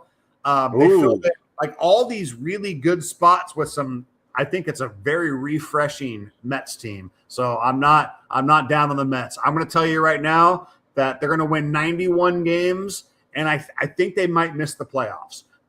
You're being generous. They're going to have to win 93. You're being generous. 93 games. The Mets are in the playoffs. I think they're going to end at 91, just out, maybe by a half game, maybe a game. Oh man, sorry, brother. You're being generous. No, I'm not. They're very you know what? They're a 90-win team. They're 90 wins. That's fair. That's just unless they just do Met shit, which is like that's everything. That's going on. That's what everything. I mean, Soto is there. Let's go. I forgot he was there. What do you mean? He's like MVP runner-up every year. He's won maybe two. Let's I think. see. We got anyway. I mean, dude, they're full loaded. This might be a question for you. Will the Mariners take it all? Yeah. I think the Mariners win the division, and then it's who you draw. I mean, if we can win the division and be the 1 seed and miss the wild card round, it betters your chances. There's no way to call that. So if the Mariners win the division and they are the best record, which we did this year, we had to wait, and we got the Tigers, beat them, went to Toronto, and lost in Game 7. So yes, I think the Mariners are the team to beat in the AL. What was the question? Are they going to the World Series? No, basically the question was, I think so. Will the Mariners take it all? That was the question. I think the Mariners this year are the favorites to be the AL representative in the World Series, and that's all I asked for. Then chips may fall. If there's a super team in the NL that we don't know about yet, outside the Dodgers, if it's Dodgers, anybody, Dodgers are winning, man. There's no question. Fuck the Dodgers. I mean, they have financed this thing brilliantly with all the deferments. They figured it out, and they're going to be in financial, less thans. I mean, literally, when Shohei Ohtani turns like 47 till he's like 61, he gets like $70 million. It starts at like 65 million when he starts when he's like 55. He gets like 65 million, 66, 66, 70. I mean, Dodgers moved all this big money out there, balloon payments for like a decade. Well, it's basically what Bobby Bonilla is getting. But that was 1 million. This is 70. No. I was just trying to compare. Same logic. Yeah, same logic. Yeah, but this is like on the grandest of baseball ever scales. Oh, wholeheartedly. This is as big as the sports ever. And so the CBA is going to redefine your cans and can'ts. The reality is the Dodgers already have contracts in place. So exactly. So that's going to live out, but they're going to revise that on this offseason for sure. It's going to be a lot of questions being asked how the Dodgers pulled off, how they got all of this. Well, there's a reason. There's no salary cap, so there's no problem with that. You can do that. It's how far into the luxury tax you're willing to pay, and to offset that penalty, they defer. So when you bring a guy in for $600 million and you defer $375 million of it for after retirement and stuff, right? You don't pay those same luxury taxes now. So there are spreadsheets that basically say this penalty we don't have to pay is worth the difference we're going to have to pay down the road, or whatever their models show. Right? They have financial models of like, we can do this, and this is the impact for the club for 20 years. Because some of this shit goes out 12, 15 years. Like, seriously, like there's deferments like that go into like players' 50s. It's crazy. Oh, wholeheartedly agree. It's fucking crazy. And so, the pundits say there'll never be a cap in baseball, and I probably agree with that. Oh, I'm on the side with that. But there should be a floor. Oh, just like how the NFL made the rookie scale. There should be a minimum spend for owners. I think there's not. Yeah. Like the Oakland A's paid like $48 million on their roster last year. And they trade them away. Dude, that's the Shohei himself contractually is worth more than the entire Oakland A's paid payroll last year. So they're going to have to make a floor so that owners, you can pay the floor, but that's going to hurt you more than not trying to try. Just try. Spend your money and try. Maybe your brand catches on. Oakland's brand, which is now Vegas, is a huge brand. I fucking love the Oakland A's. Love them. Always loved them. And it pisses me off and it makes me sad that they're not in Oakland. Well, I'll root for them when the Giants are not in there. But given that I'm a Raider fan, I'm kind of sad for the city of Oakland because they lost all three major sports teams. The Raiders, Warriors, and the A's. That city has it's tragic. And some of it is self-inflicted wounds, but there are solutions. Where's the? It could have been made. It could have been made. Yeah, it could have been made. Yeah, that's fucking terrible, bro. It makes me really never want to refer to them as Vegas ever. I'm gonna always call them Oakland. I don't give a fuck. I'm not. I'm never gonna refer to them as the Vegas A's. I promise. Oh, wait. I feel that way. And if my brother was still here, because right now, sorry, it's just me and Kelly, which is fantastic now. But Dub is having Wi-Fi issues. But to go back and say what you said about how you're not going to be calling them what you just said. I won't call them the Vegas A's. If my brother was on here, we call stadiums but where they are. That is still the Oakland Alameda Coliseum. That's what I grew up. You get away with saying / Ricky Henderson Field. I won't hate you. And they call it 3Com Park and all that kind of stuff like that. No. O.co. Oh, that was the worst. But it's always going to be the Oakland Alameda Coliseum. And if my brother was on here, he would literally. Same with the Giants and the Candlestick, Oh, well, right now they play at the big phone booth. Well, I know where they play. McCovey Cove, all that shit. Yeah. Oh, yeah. But right? But no, it's not even that right now. I can't think of the name right now. You don't know your stadium's name?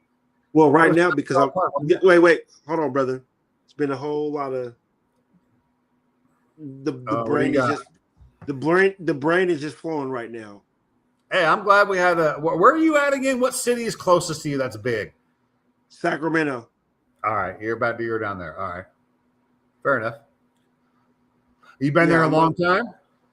I'm all California based, but like Sacramento area. Oh no! I just recently came up this way. I'm more of I am basically born in I'm raised from Richmond in California, which is a neighboring city towards Oakland. All right. And you're 43? Yes, I am. I just turned 43 in January. What class of 2000? 2001. 2001. All right. I'm class of 96. Mm-hmm. So in my class, All Eyes on Me came out, and then my first trimester of college, Pac was killed. And devastating, dude. It just like shattered everything in my fucking world, dude. I didn't know how to really respond to it. I struggled with that, dude. It was fucking crazy. Muzzle looks loaded.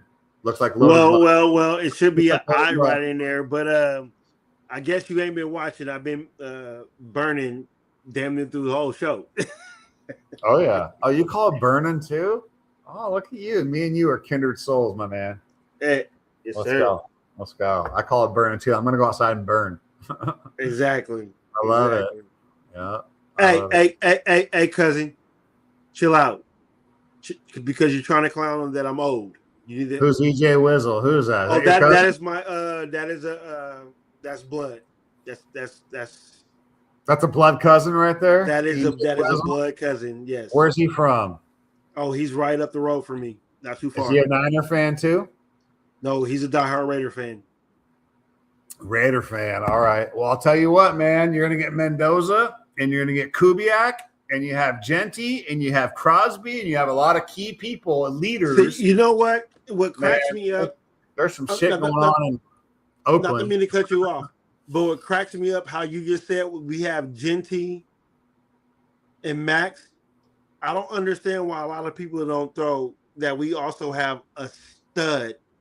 I'm not gonna even call him a tight end. I'm just calling him a weapon. I wasn't Brock done. Bowers. Brock Bowers. Oh, my bad. Brock Bowers is number 2 to Trey McBride, who's in my division with the Cardinals.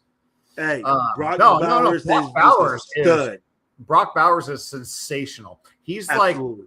he's like Jason Witten, but better. More better to run. He's more slimmer and can run the route. I mean, Jason Witten was always open. And you know what? If my wife Jason right Witten here, knew his size and played to it, like Bowers does. Like you a big ass 265-pound tight end that's packing 6'5", dude. You're gonna throw your weight around. That's like LeBron James running out there, just like putting shoulders on dudes, dude. And then having soft hands like Bowers has, dude. He's on the trajectory to Hall of Fame, no question. No question. The catches he made this following season, he's fucking outstanding. But the thing is, my brother's a Georgia Bulldog fan, so I already knew about Brock Bowers. So we did a live show when the draft was going on. Yeah. And when the Raiders drafted Brock Bowers, my whole demeanor was like, because I don't know how it feels to draft something that just works. Well, I don't even know where he played college. Where did he play his college ball? Do you know? Georgia. He was a Georgia Bulldog. Maybe it was like the SEC or ACC. Yeah. Oh, there's my brother. Hey, we got Dub back. We're talking about Brock Bowers because I think the reason why he's shaking his head because it must be that his Wi-Fi and his computer. And he's realizing George Kittle's probably in like the 5th or 6th position of best tight ends because there's some good ones. You got Trey McBride. He's the number 1. The guy caught 123 balls this season. He caught more passes than Jackson Smith and Jigba, a tight end. And then you've got Brock Bowers. He's fucking fantastic. I mean, I don't know if you get to like 5 or 6 to Kittle. I think Kittle might be. I mean, gosh, what does he play? 13 games a season. He's good for like -4. He always getting like because he plays tough, and I love that. But he's a tight end. He's a tight end. He's a tight end offensive lineman. But no, what happened was no, he's more offensive lineman than he is a tight end. He loves the block. 80, 90 balls. He loves the block. My internet provider decides he wants to do maintenance, and that's why I got kicked out. So now I'm currently on my phone. But EJ, to answer your question, hold on. Am I blurry and blue? No.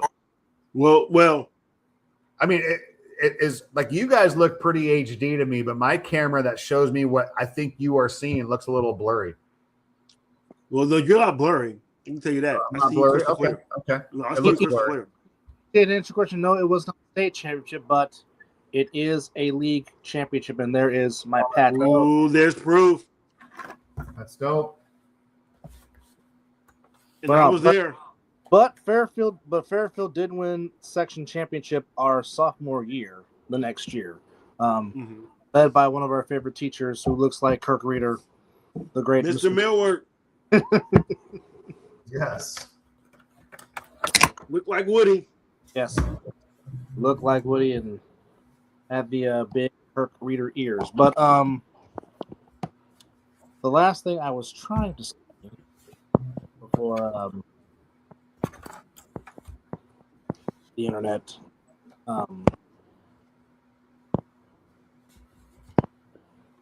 No, Tucker Craft was having a very good season. So you better do Unfortunate injury, but he's a good up and coming tight end as well. Oh yeah, which sucked that he got hurt. Oh, Tucker Craft, yeah.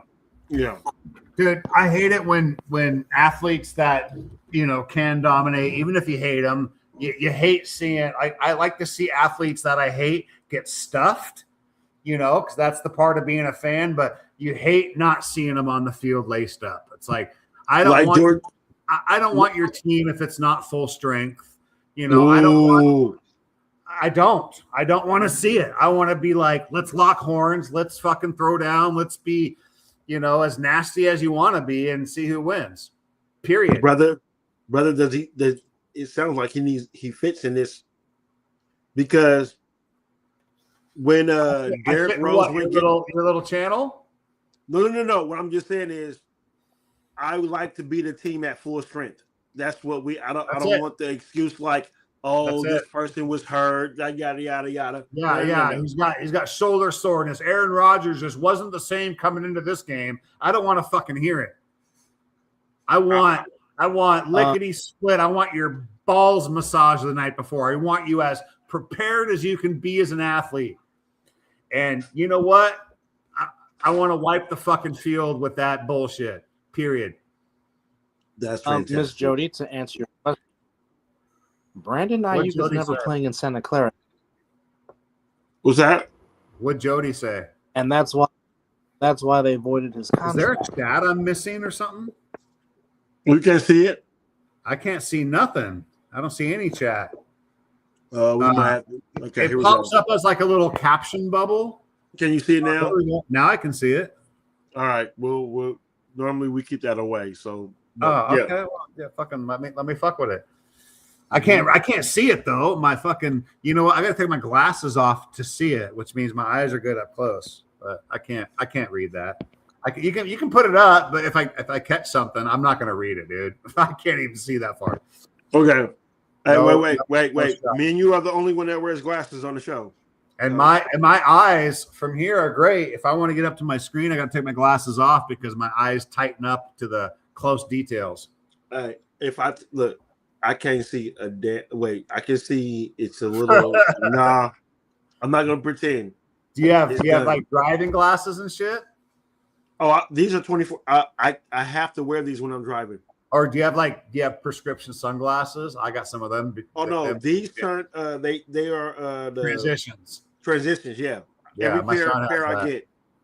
Yeah, I just throw on my dark, wraparound, white guy with the beard shades kind of thing. But I also ride a Harley, so I have my riding glasses, and those things are prescription too. And then I have riding goggles for night, which aren't tinted because you don't want to have sunglasses at night, but they're like yellowed over and they're all prescription. Dude, I've worn them once. They were like $450. Worn them once. Damn. But I have them for like nighttime driving in bad conditions. I'm just smart enough not to ride my motorcycle nighttime bad conditions, so I don't ever need them. Magoo and Dub show. Hey, living room, go to timeout. Who is that? Who's saying that? This is our up north brother. I know it's like moderator or something. No. This is he's a big supporter of this show. Oh, that's cool, man. I'm glad to be a guest tonight. I'm your little mid Super Bowl week guest. Yeah. So take the floor. What do you ask me something? about the Mariners? So what do you think the Seahawks need to do to take care of business with the Patriots? First thing, always on defense, in my opinion, it's tackling. You got to tackle. When Witherspoon, closes gaps, and Jordan or Julian Love closes gaps, they have to just that first hat has to bring them down. Love it. Yep. Tackling's number one. And then I think this is cliche, but I think it's on the line. I think O-line, D-line, D-line, O-line. You know, our D-line is superior and our O-line's good, but they're not deep because we have some injury concerns on that left side. Other than that, I think there's really no position group or even individual that I don't think the Seahawks are better at across the board. I just can't picture. Pick somebody. Darnold May. I mean, that could be the coin flip, right? But I'm still going to give it to Darnold because we beat the better teams, and he's been fucking flawless for 5 straight weeks. And so, thank you, my new coach. Comes, you know, chips on your shoulders or whatever. He has maybe so maybe that's a coin flip. Kenny Walker, we win. JSN, we win. We probably are a very close to the 3 that we are with Cooper. But we got AJ Barner. We got Elijah Arroyo's back. I like that. Yeah. Jake Bobo just caught a touchdown. I mean, we've got guys that can just make shit weird. We have weird mismatches everywhere. And then on defense, we are the supreme athlete. Whether the athlete's good, and we are good. But like Eamon Worry, New England doesn't have a guy that fits that entire physical profile, let alone have the psycho mentality of Eamon Worry. Like, he's the Cam Chancellor reincarnate. And then you've got Ernest Jones, who is fucking sensational. Big Leonard Williams, Byron Murphy, who I think you said, Dub, earlier was your defensive guy or one of them. Someone said Byron Murphy. I said Byron Murphy. Dude, and then you've got everybody else, DeMarcus Lawrence. You've got guys on the edge who can come in just willy-nilly. You can good reference. You can do so much shit. And here's the thing. It's Drake May's first rodeo. Doesn't mean Darnold has a ton of experience. I think Darnold's 1-1 in the playoffs. He lost last year, and he's 2-1, and we won 2 this year. So what you gotta love is you got 2 quarterbacks that are fresh in the Super Bowl. Darnold's gonna fucking crush him, dude. Ooh, I love it. I think he's going to be distinctively better. Ooh. Doesn't mean Drake May is not going to throw for 225 and 2 scores. But Darnold will be 311, 3 scores, maybe a pick. But our defense is so good. Our defense is so good that when people on these talk shows from like Kurt McAfee or a McAfee show, the Colin Cowherd show, and they throw the graphics up that we do lead the NFL in turnovers. And Darnold is the worst turnover quarterback from his fumbles and his picks. And all this together. You're winning. Yeah. 80% of those numbers fall into 100% of wins. Like, we won every one of them. So it's almost like he needs to make a turnover for you guys to win. Or it doesn't fucking matter because we're so strong elsewhere. Like, I don't want to rely on that logic. I don't lean into that because that's a silly argument to make. But if shit did go down to those mistakes, we have that area covered too. Yeah. We have it all. Yeah. 28 turnovers. So 14-3. So I look back at our 3 losses. First one was week 1 versus San Fran, and we were on the 8-yard line to throw the game-winning touchdown, and Darnold's arm hit the offensive lineman, and he fumbled it with like 12 seconds to play. Slants in play. He's throwing it to the guy, and he fumbles the ball on a hit batsman. That was our week 1 loss. And then we went like 4 in a row. And then we played Tampa Bay, and they're our biggest victory, our biggest loss. I think we lost by 3. So we lost by 1, 3, and 2 or 3 again. And the last loss was the same fucking thing. You know, like last minute, we kicked a potential game-winning field goal. It was 61 yards. But the fact that we had a shot in that game, we were -4 on the turnovers. And we had a kick to also win the game. They only lost by the Rams 21-19. Dude.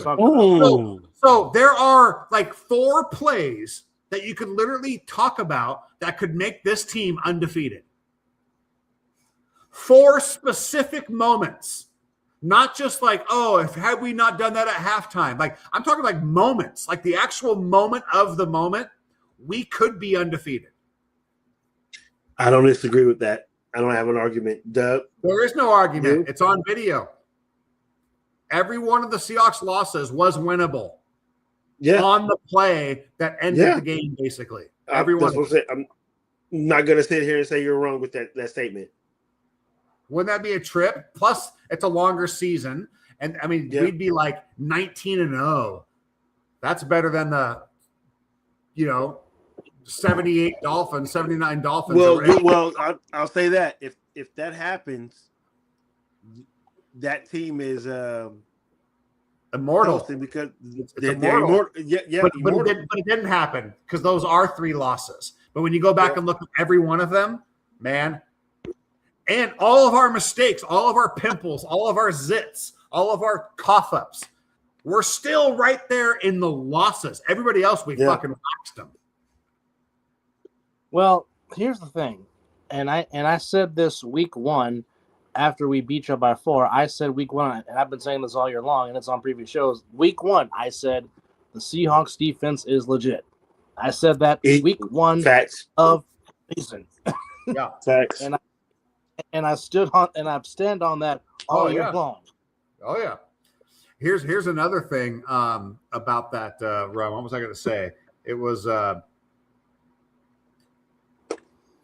shit. What was it? It was as soon as we turned that corner, we were what was it? Let me think of that in a second here. Sorry, I got something sticky on my hand. I think my son ate a fucking like burrito or something out here. I have a big like stainless steel bar. Oh. I just spilled a beer. Damn, I'm the only one that's focused right now. I know. I just spilled a beer, and I moved all my electronics, so we're good. Let me grab a wrap. Well, as long as the electronics are good, that's all that matters. I did. I moved my tablet, phone, and my vape. Well, I'll get it. I'll get into the chats. Hold on a second here. Oh, here we go.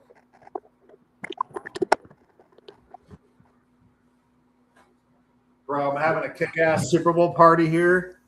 I am too. I'm trying to get. I wish my brother could fly home for this, but he can't. But yeah, I'm having a kick-ass Super Bowl party too as well. Yeah, I'm having a $1,000 gambling board. One of those. Hey, Miss Jody. One of those grids where you buy squares. Yeah. So you got to buy it's $5 a square, and I'm gonna have a bunch of people over here. So when you win a quarter of the game, you'll win like $250, or or 150, 150, 150, and the final gets like $575. You have any spots open? I'm creating the board like I think tomorrow. I haven't made the board yet, but I've made these boards before. I make them out of foam. I put all the graphics on them, and I take pictures, and we have a lot of fun with it. So well, let me know if you have a space open. Maybe, well, I mean, if we do it, I'll let you know. But just tell me how much you want, because here's the deal: it's all random until the numbers get assigned. You don't know what spaces. Absolutely. Oh yeah. So if you want me to claim you like 5 spaces for $25, you Venmo me. If you win, I Venmo you all the winnings. Yeah, I'm legit like that. Yeah. All right. Sounds good. Well, you already have my number, so. Yeah. What's Snub doing? Is he like? I don't know what's good. Say it again, brother. Well, what I've been trying to say is technology is really pissing me off right now. But what I'm saying is there will be a Mizzle and Dove show, Super Bowl recap show on Super Sunday. Oh yes, love it. If not a watch along during the actual game, as we did last year for Super Bowl 59 between the Eagles and the Chiefs. It might be too many people. It might be too many people at the Ponderosa for me to. But there will be a post game. You damn right there will be a post game. If he raises enough money to pay his internet bill, because he's still lagging. Oh, busting shots. Oh no! I got fiber. No, so I'm good. I can't hear him. No, my internet is doing scheduled mate right now. I'm just fucking with you, homie. Which is crap. Yeah. Which is why I'm on my phone. But it's really bad, I bro. do have a question. Come on, internet. Yeah, I can't hear you. Oh, Kubiak. Give me some doggone bars. There you go. There you go. Good Lord. There you go. Ask your question. Well, I don't know Kubiak, who's watching. I am going to be happy. I'm happy. I'm happy with Kubiak. Brother, well, here's why. Here's why you should be happy, right? Because he follows a long lineage of good coaches in front of him that have mentored him. He's coming from a absolute stellar winning culture and vibe from Mike McDonald. And don't think, look, all great artists get copied. If you're not copied, you're not a great artist. If you're not copying a great artist, you're not a great artist. We all copy. I actually am an artist. I'm a really good artist. And a lot of my professional career, which I've done pretty well, is, taken from the best of men and women around me, and you just copy it. So Clint Kubiak is going to be as good as Mark Davis will allow him to be. Oh, no. Hold on. The thing about what's going on right now, Mark said Spytek and Brady, they're pretty much running the ship. They got the right. And so, well, I mean, his dad said that for 28 years before him. He's different from his dad, because the moment when I hope so. It's a good franchise. Well, when his dad passed and he took over the team, Dub, go ahead and explain it. You can explain it a lot better what Mark Davis said the moment that he took over the Raiders.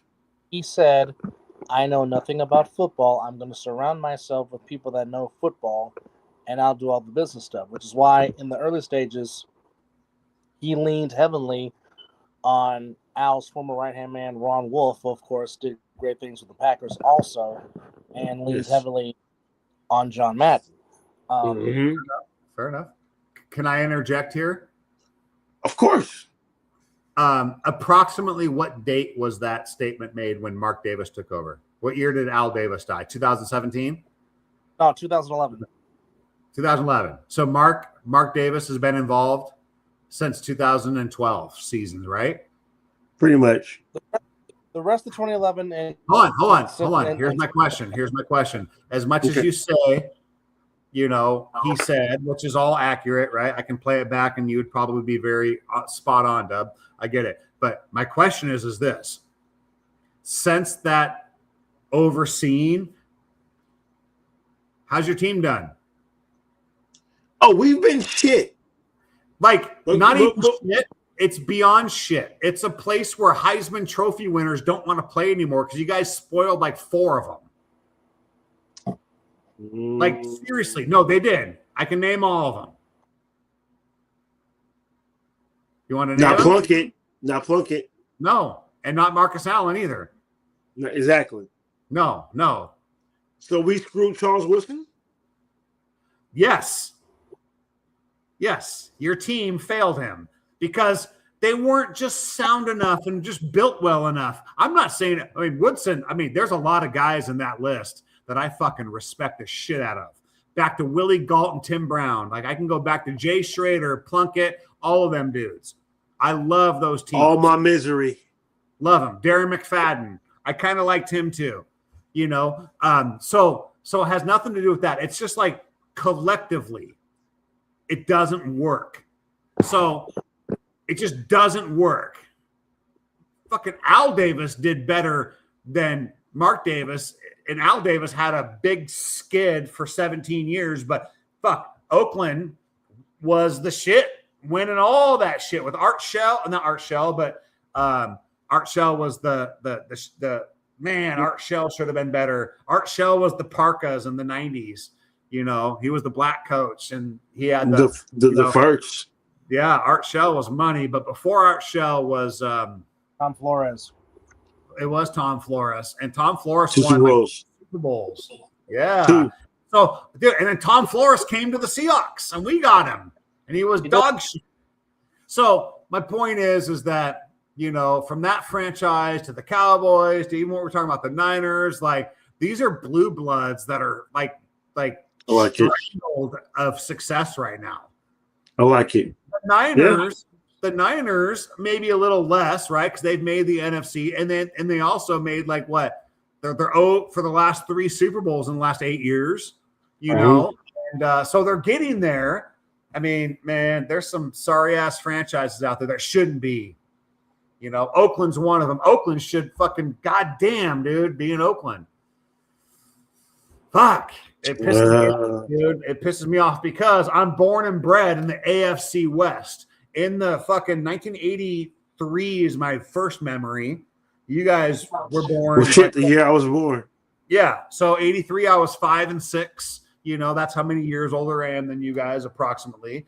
And I was introduced to all of it. I vaguely remember Jim Zorn, but then it was Dave Craig and Steve Largent for my whole fucking life up to 1989 when Largent retired. And then we had new guys in town. We had, and Griffey came in 89 and was a big distraction, I was 12 years old with my mitt playing like middle infield while and right field while Griffey is, only hitting, 22 home runs his second year, 16 his first year. It's like he wasn't like bombing 50 and 60, but he was 19 with a huge smile, his hat on backwards, and he did everything right. We knew what we had. I love that version for him. He captured all little leaguers, especially them in Seattle.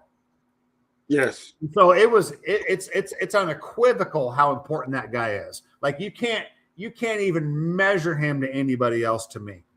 Period. Because I had him when he was the kid. And it was I'm not gonna argue that. It was the best of times. Packers GOAT, to answer your question, yes, he either gets traded today or tomorrow. Where, I don't know. Who are you talking about? Who gets traded? Giannis? Yeah. Well, here's the thing. To the Warriors. It's going to be the Warriors. He's 1 year away from his supermax, is what somebody was saying. And there's a chance with, I don't know if it's a lockout. I don't think their CBA's lockout like the MLB is coming up. But there was something that he could, if he decides too early. Obviously, he's not going to. He's being advised by much smarter people than me. But there was a thing that was like, could he jeopardize his supermax deal? Because he's at the supermax level. Because when you go to a team, you can't be supermax unless you have played for 6 months with that team.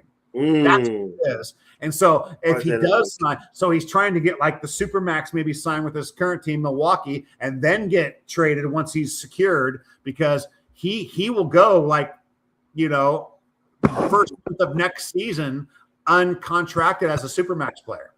That's a fact.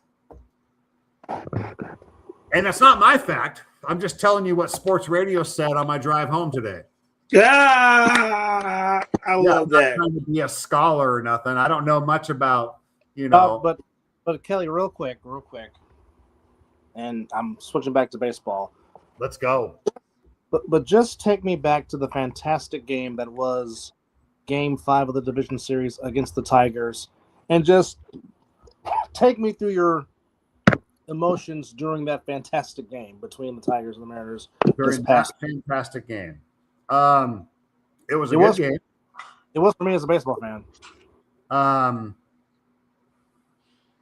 I've been to a lot of Mariner games.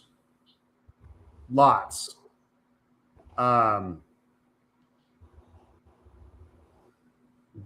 So, do you remember who started that game? Off the top of my head, no. No.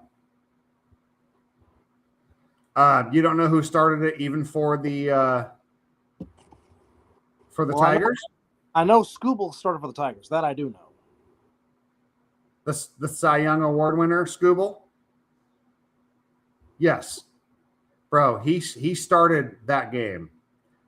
Which means, when you go to a game, where'd Mizzle go? He probably is doing something. Living room, we're not talking about, I said the Tigers and the Mariners, not the Blue Jays. Okay, your Blue Jays had one job, and y'all didn't do that. Damn it. Here's what I thought about it. Oh, you were there. Oh.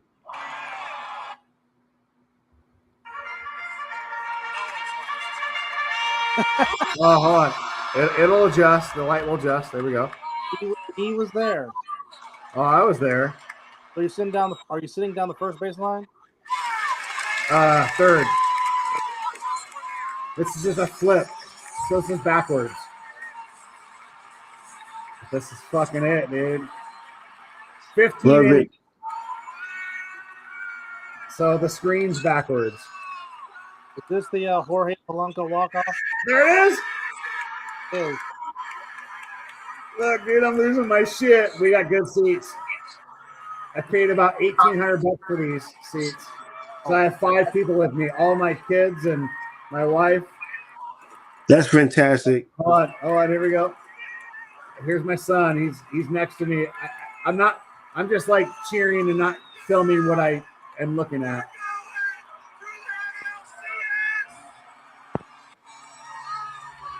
I remember. That's fantastic. Oh, hold on. Yeah.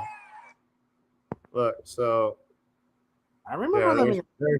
there's me and my son and my daughter at that game. Love it. So yeah. And so I don't know if you guys know this photo. Not this photo, but this look. Hold on. God damn it. Mm-hmm. I only have one photo. Oh, there it is. So tell me what reference you get. Well, first of all, it's game 5. And this is me at the game. Hold on.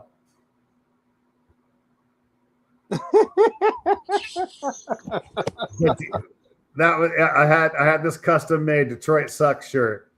But obviously it's poignant for the game because we're playing the Tigers. But do you also understand the shirt that says Detroit Sucks? You ever seen that anywhere else? No, Never? that was exclusive, right? No. How many people in this room, which is you two gentlemen, have seen the movie Almost Famous? Almost Famous. Oh, I saw it in theaters. It was It won Best Picture and it won like 6 other Academy Awards. I think I've seen it once. It's a really big movie, in general, right? So in that movie, there's a rock critic. His name is Lester Bangs, and he's played by Philip Seymour Hoffman. God rest his soul. Oh, he's in it God rest his soul. He's in it throughout the whole movie intermittently because he's this rock journalist that's trying to help the kid and blah, blah, blah. But when he's in the studio early in the movie, when they're trying to put a record on for the audience to listen to, he's wearing his Detroit Sucks shirt. Now his shirt was white. His shirt was white with black writing. I wanted a black T-shirt with the white writing, but it's so when you look at Philip Seymour Hoffman, if you type in Lester Bangs on your Google, it'll be Philip Seymour Hoffman and the split screen with the real Lester Bangs. He was right on the money. And they had the Detroit Sucks is the shirt. So it was a homage to one of my favorite movies and a great character that was played by a great actor. And it was fucking game 5, Mariners, Detroit. And we were there rallying 15th inning. That was the end. Man, it was fucking bananas. Absolute chaos. Still a good time. It was a fucking great time. Absolute great time. And then there's this picture that Sports Illustrated took of Cal Raleigh's 60th home run, and like 8 rows back, the night before was me and my son. He had the next night's tickets too, and I said, "Take your girl." So I took his girl, and Cal Raleigh is literally like launching number 60, and my son's right behind him, going like this in the photo. It's fucking great. Lovely. Absolutely great. Lovely. Yeah. Dub, bring us home. Oh, well, Where'd he go? They bring us home. He just went home. He's like, "Fuck that. I'm out." well, if it's this is the part of the show where he tells everybody. Yeah, good hey, night. I'm gonna mess with your format. What's he do? No. For me, I have to work tomorrow, so this is. Let's see where we're at. 12. Yeah, I have to definitely. 11:35. You said 11? 11:35. Or no, it's 12:35. There we go. Or Sorry. Something just popped up on my phone. Yeah, it ain't 11:35. Oh, okay. Well, he's telling me what I got to do. So I don't know how we like. I'm a very bad social media friend. Like, okay. I'm not gonna be like Wednesdays. Kelly's coming. Like, I can't do it. But what I can do. No. You came into the right situation. Our shows is pretty much random. You know, we try to stay consistent as possible, but we're now just getting to the doing morning shows. But normally we are as it says in there, we're night owls. We do our late night shows, but we are doing night and day shows. But today right. I just happen to be off. So I do have your number. I'll let you know when give me like whenever you guys do stuff, and I'll be as present as I can be. I'm a realtor, so I'm always like open houses, showing houses. I'm doing a bunch of stuff. But the point is I still have some other time. So if you give me like a we might go live 5 o'clock tonight or 6 o'clock tonight or right, whatever, like an hour heads up. Right there, I can tell you I'm a no, or yeah, I can do that, and then just fantastic. So we will keep you put me in that cell phone rotation of people to notify us. Yeah, definitely got you. Yeah, it'll always be good vibes like this, man. I don't, trample people's opinions. I will tell you you're wrong. Oh no, we value everybody's opinion. And at the point, if you say something, I'm not going to say, well, that's wrong. Yeah. I'm going to say, I respect your opinion, but here's my opinion. Yeah. As long as we can get through that, you're no. But there's nothing wrong with some fiery characters, too. To help absolutely. That's what makes things go.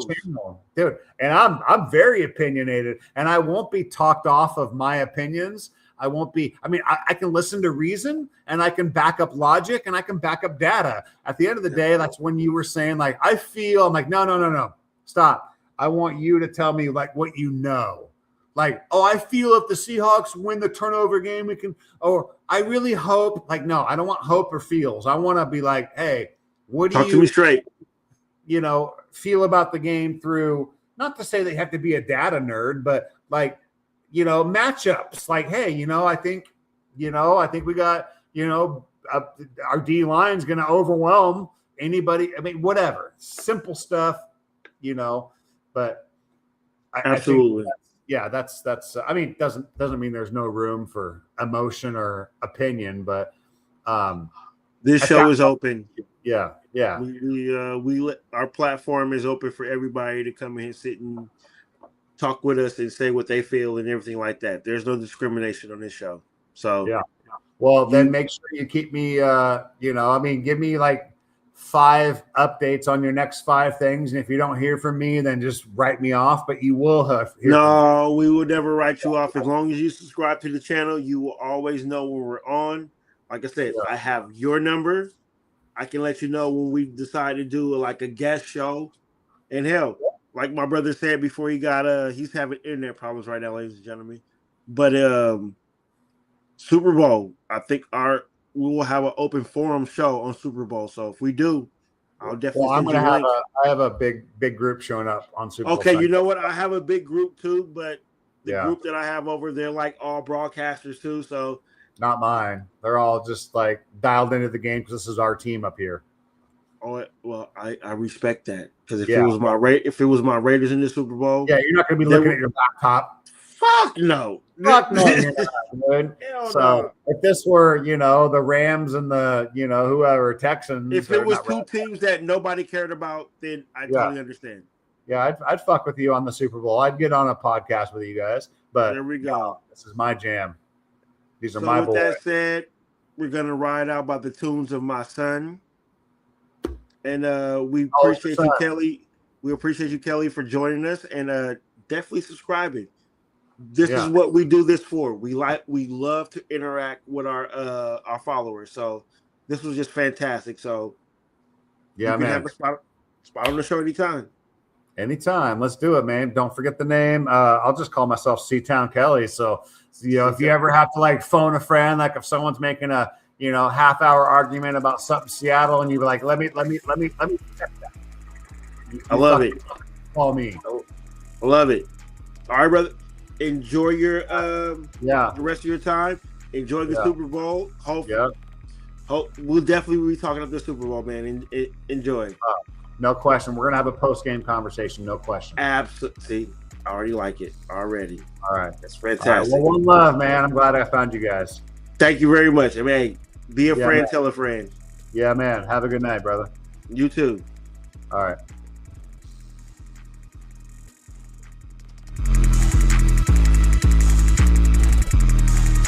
Well, everybody, we're closing up the show.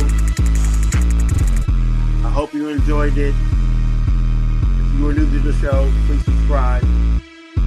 We're trying to get as much as we can, but we're just going to listen to the sounds of the super dope beat maker, 17 KD. Good night, everybody.